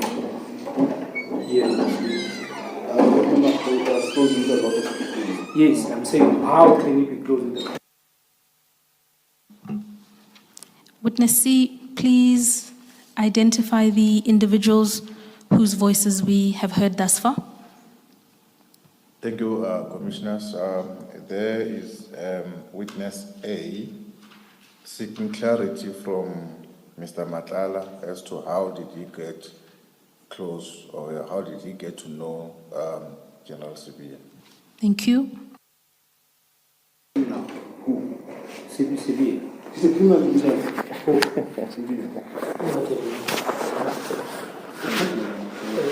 So now I'm getting the correction now. He's a criminal himself. It is. It goes back to the question to the why are you closing the criminal? I remember then when for me to know Sibia, it's because of the old man who died. And he said to me, the old man is dead, and then Nake said, so Nake no longer, the general is here, and then.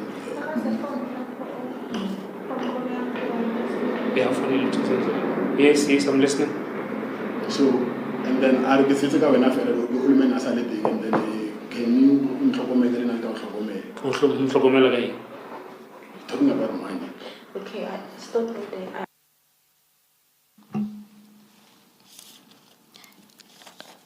Witness C, having identified the voices of the individuals speaking in the clip, please then provide a summary of what is being stated, including the portions in vernacular. Thank you, Commissioners. In short, Witness A was seeking clarity as to how the Mr. Madlanga got to know Mr. Sibia, General Sibia, and he indicated that he knew him from the old man he was referring to, Mr. Msibi, that is no more, and General Sibia requested that he take care of him, and in turn, General Sibia will take care of him too. And can you confirm that the exchange of take care of me and I'll take care of you is consistent with your earlier testimony on this subject? That is correct, Commissioners. I also heard, some of us were born in Botswana. I also heard the early part where he said he's a criminal. So can the witness just confirm that that accords with his statement?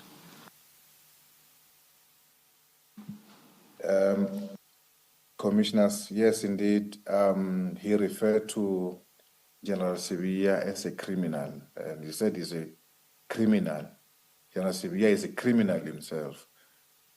He said that repeatedly, commissioners.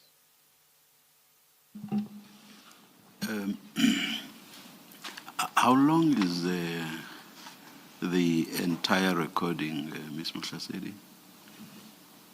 I'm not saying this to, No, to Chair. disrupt your packaging of the clips. Not at all. My understanding is that the recording of this day goes between 5 and 6 hours. These particular excerpts are withdrawn, of course, from that broader recording. Yes. Yeah, I think we will require a transcript of the whole thing with translations where that is necessary. And in fairness to those spoken about, the full recording, or rather the transcript of it, or even the recording, copies of the recording as is, but of course, transcription, a transcription as well, has to be shared not only with us, the commissioners, but also with those spoken about in the clip, in fairness to them. Okay.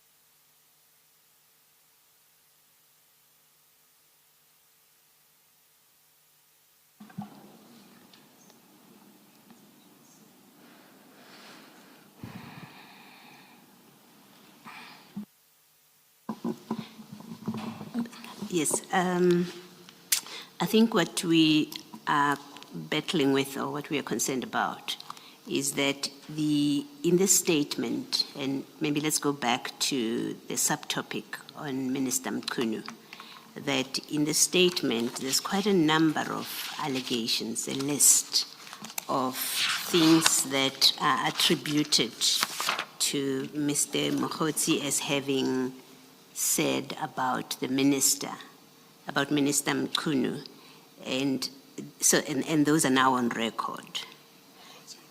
Mr.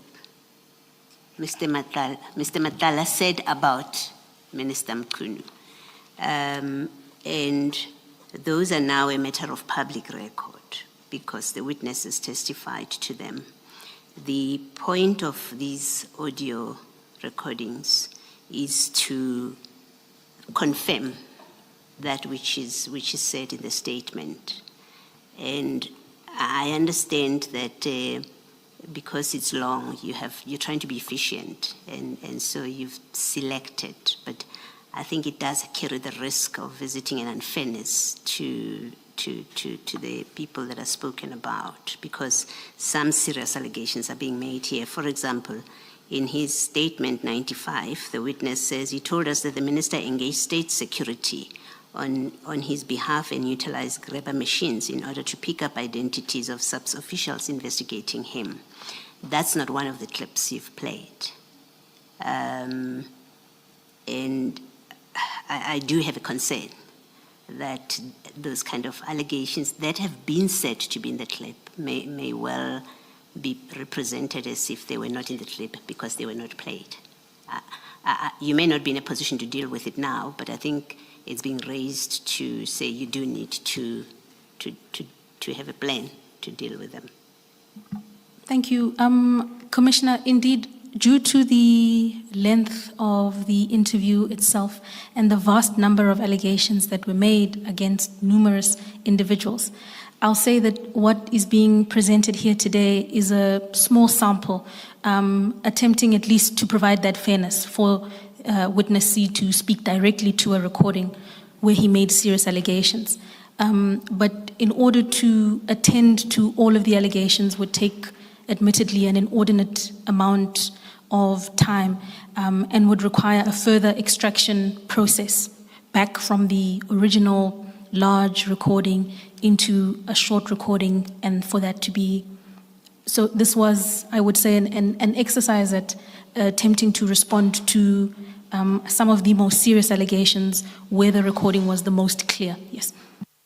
Perhaps to remedy any possible risk of prejudice is to make it clear that these are just some of the this is just extracts, not everything, because I think we sort of, or at least speaking for myself, I assumed that we were going to hear snippets of everything that is listed in here.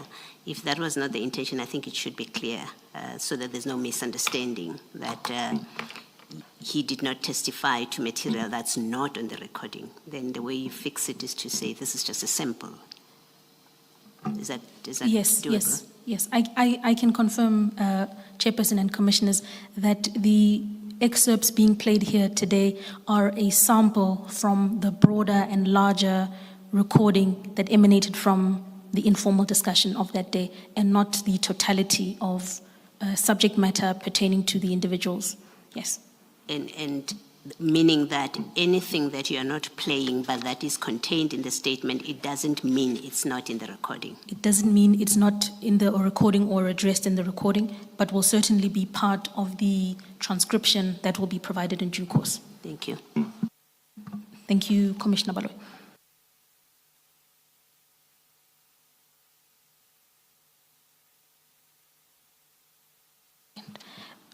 Witness C, on the continuation of the subtopic of General Sibia, here is a further clip. I'm an investigator. I will. Yes. Next time I was arrested. Yeah. Next time I was arrested.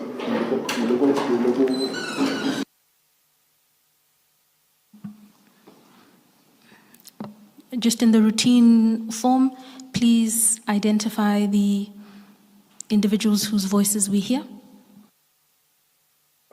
Commissioners, I'm sorry that snippet wasn't that clear. So can we replay it, please? Yes, we're going to start it from the beginning and play it for a lengthened period of time.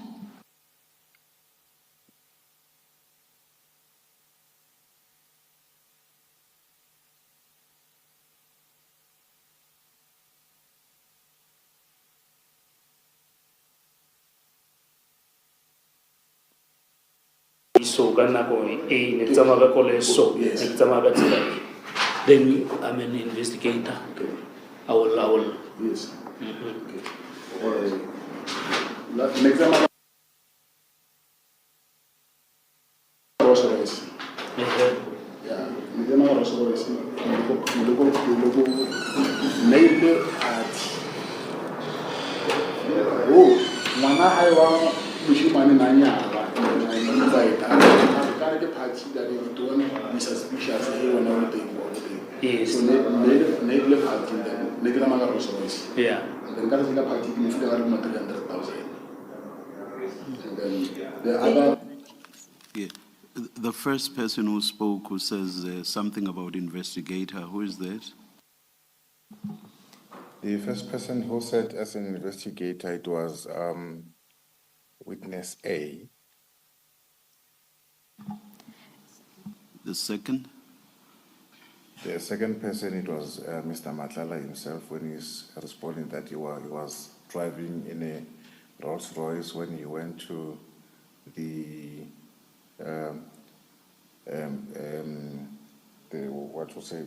marriage celebrity or for the child of General Sibia, whereby he gave him 300,000. And in that clip, is it just the two of them? There's a voice. I cannot hear whether it was me. I was far from the mic or the other person, but yeah, I think it was me.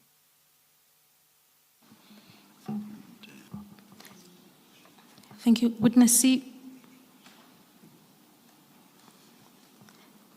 I'm just going to replay the last portion so that perhaps you can identify all the voices with some certainty.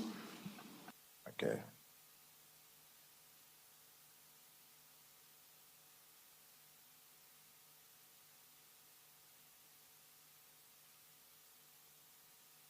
Yes. Okay. Next time I was arrested. Yeah. Next time I was arrested. Logo. Nail at. Oh, Nana Haiwa, which you man in Anya, invite. I can't get party that you don't be suspicious when everything. Yes. So nail party then. Next time I was arrested. Yeah. Then got a party in the other 300,000. And then the Did other. you withdraw that man on that day?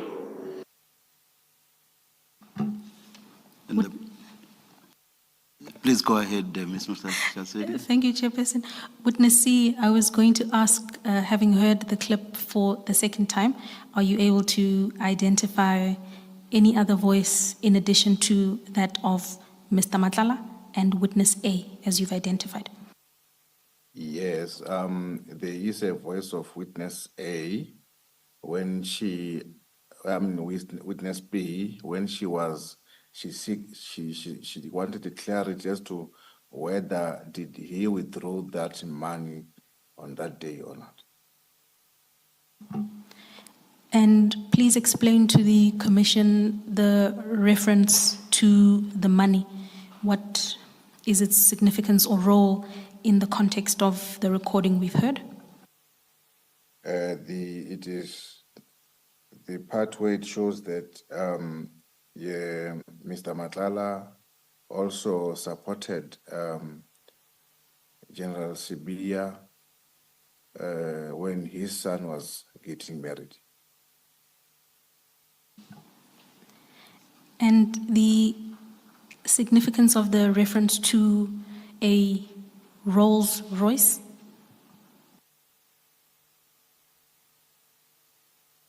The significance of a Rolls Royce, it will be for him to tell us which car was he driving when he went to that specific party or function.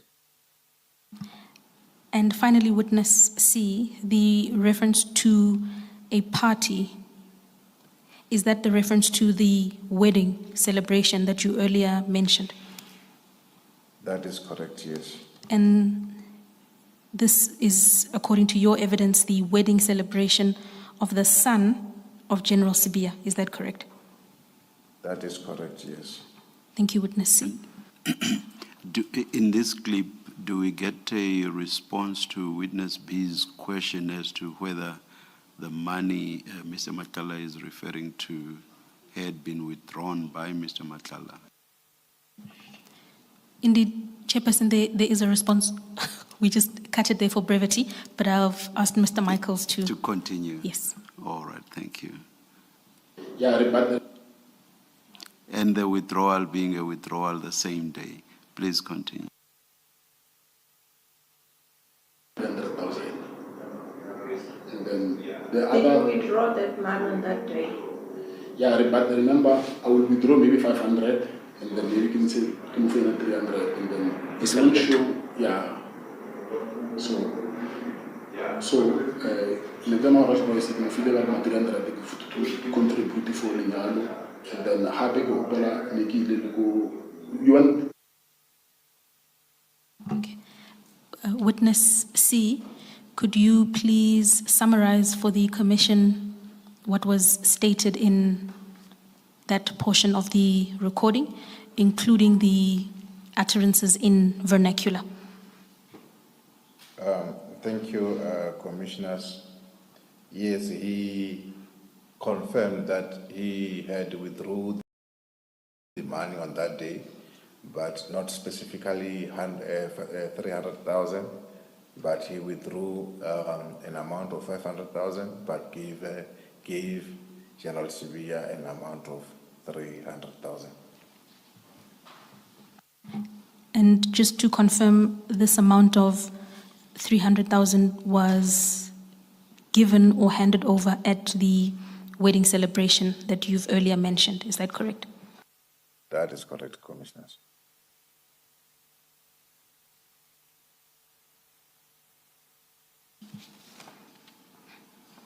Witness C, I have a further clip. Please bear with us.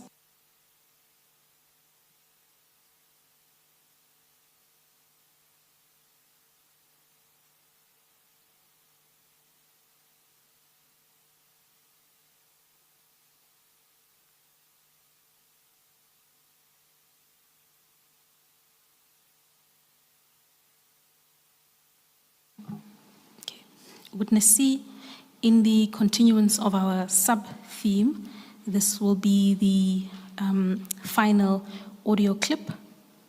We're going to play it shortly. Please pay attention. Okay.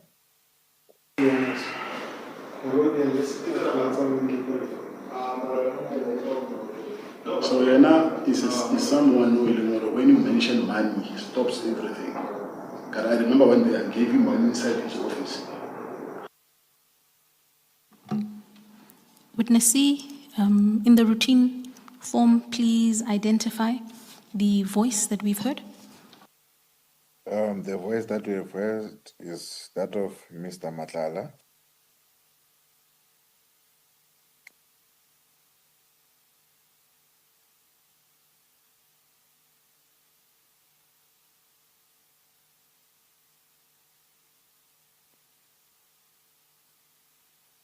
So Yana is someone who, when you mention money, he stops everything. Because I remember when they gave him money inside his office. Which office?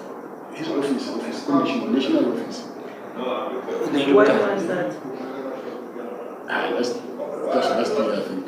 And last time it was 200,000 plus not. You can see another has been another bathroom in office in here. But why are you keep paying? I'm still not satisfied with your answers. Why am I keep paying? Yeah. I was trying to look as if now I can look after yourself whenever I want the help now. But for now. Witness C, in addition to the voice of Mr. Madlanga that you earlier identified, please tell the Commission who the other voices belong to that we have heard. Thank you, Commissioners.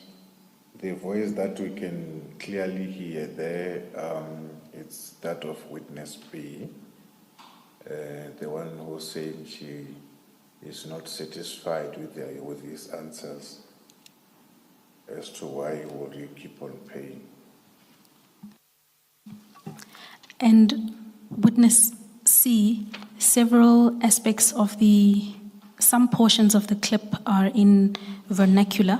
Could I ask you to give the Commission a brief summation of what was being discussed in that excerpt? Thank you. Mr. Madlanga there, he says that he remember once he went to the national office or the office of the DNC, whereby, and that the DNC, when he thinks of money, he will stop everything. And there he had instructed him to place money inside the dustbin in his, because like at his office there's a bathroom, so inside in the bathroom, in the dustbin. And were you able to determine the amount of money that he says was deposited into the dustbin? Yes, in my oral testimony, I didn't give the amount. There, I got it now. He said an amount of 200,000.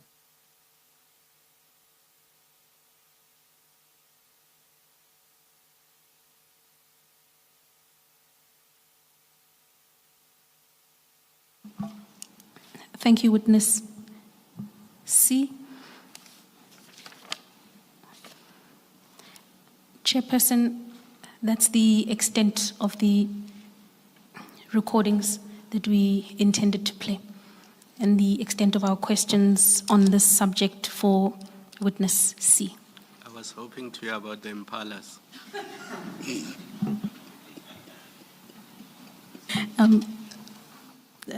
Commissioner Khumalo, as indicated to Commissioner Baloy, if we played everything, we would be here for a while, indeed. If there's Upwards of 4 hours. Yeah. Perhaps you should get the witness to confirm whether the recordings also include conversations about General Khan and General Shibiri, because you haven't played any of that. Witness C, are you able to inform the Commission whether the recording you took includes discussion involving General Khan and General Shibiri by Mr. Madlanga? Thank you, Commissioners. Indeed, the recordings that we took, it includes that his utterances or discussions about General Khan and also General Shibiri.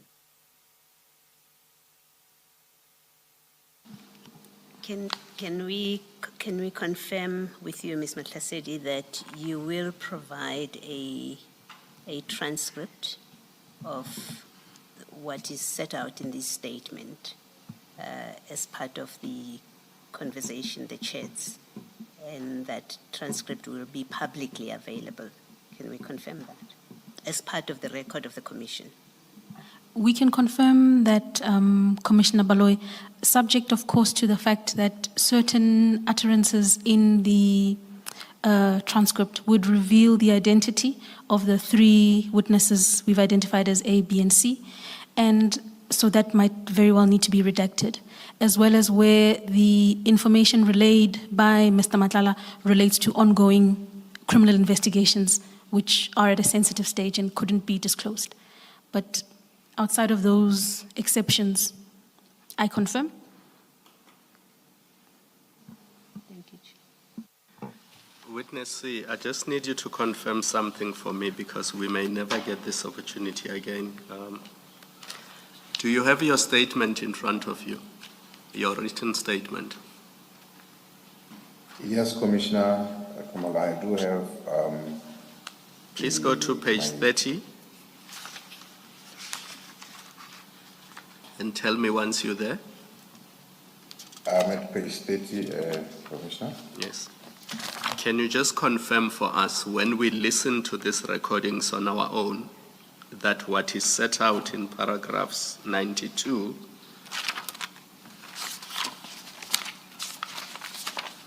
all the way to 103 can be heard in those recordings? Yes, Commissioner, definitely that will be heard in the recording, Commissioner. So what is set out in your written statement comes from the recordings? That is correct, Commissioner. Thank you. Thank you very much. Ms. Mashaseri, we must give an exhibit number to the recording. What do we call it? I think when Ms. Powe was leading a witness, we said that the evidence leaders must keep a running tally.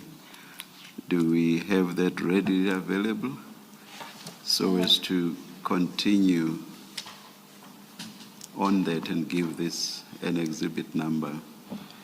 Subject to correction, Chairperson, the last exhibit number would be CJC 5.3. CJC 5.3. So this would then be CJC 5.4. Does it mean we'll stay within 5 throughout, or is it 5 because of what again? Because it would fall in line with the exhibit bundles that have been utilized across the evidence of witness A, B, and C. So we've called those 5.1, 5.2, and the last exhibit would be 5.3.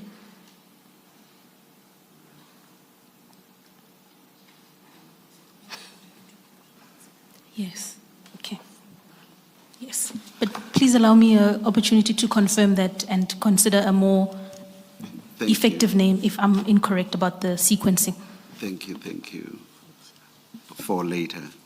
Indeed, Chairperson, I will get back to you. Thank you. Provisionally, then, let's call it 5 point what? 4, please. 5.4. CJC 5.4. And then what happens next? We adjourn No, at this before point. that, Chair, perhaps just to complete that description, we should say CJC 5.4 is a transcript of the, so that when you go to the record, you know what it is. Indeed, Commissioner. Thank you. At this point, we adjourn and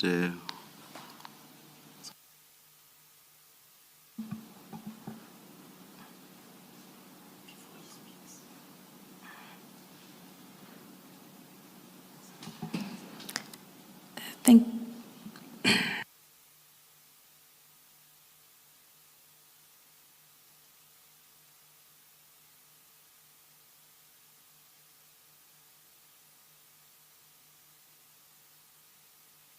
Chair, yes. My Ms. apologies.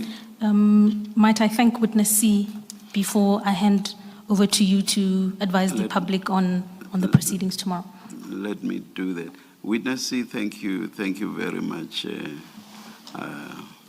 Thank you. Thank you, Commissioners, for giving me this opportunity, and I thank you. Between Ms. Sillo and Ms. Muslasedi, do we know what is happening tomorrow? Chair, as I understand it, a request had been to stand down for tomorrow and hearings resume on Monday. That will be, lost track of, Monday the 3rd. So there will be no sitting tomorrow, Chair. Let's adjourn then and resume at 9:30 on Monday. Thank you, Chair.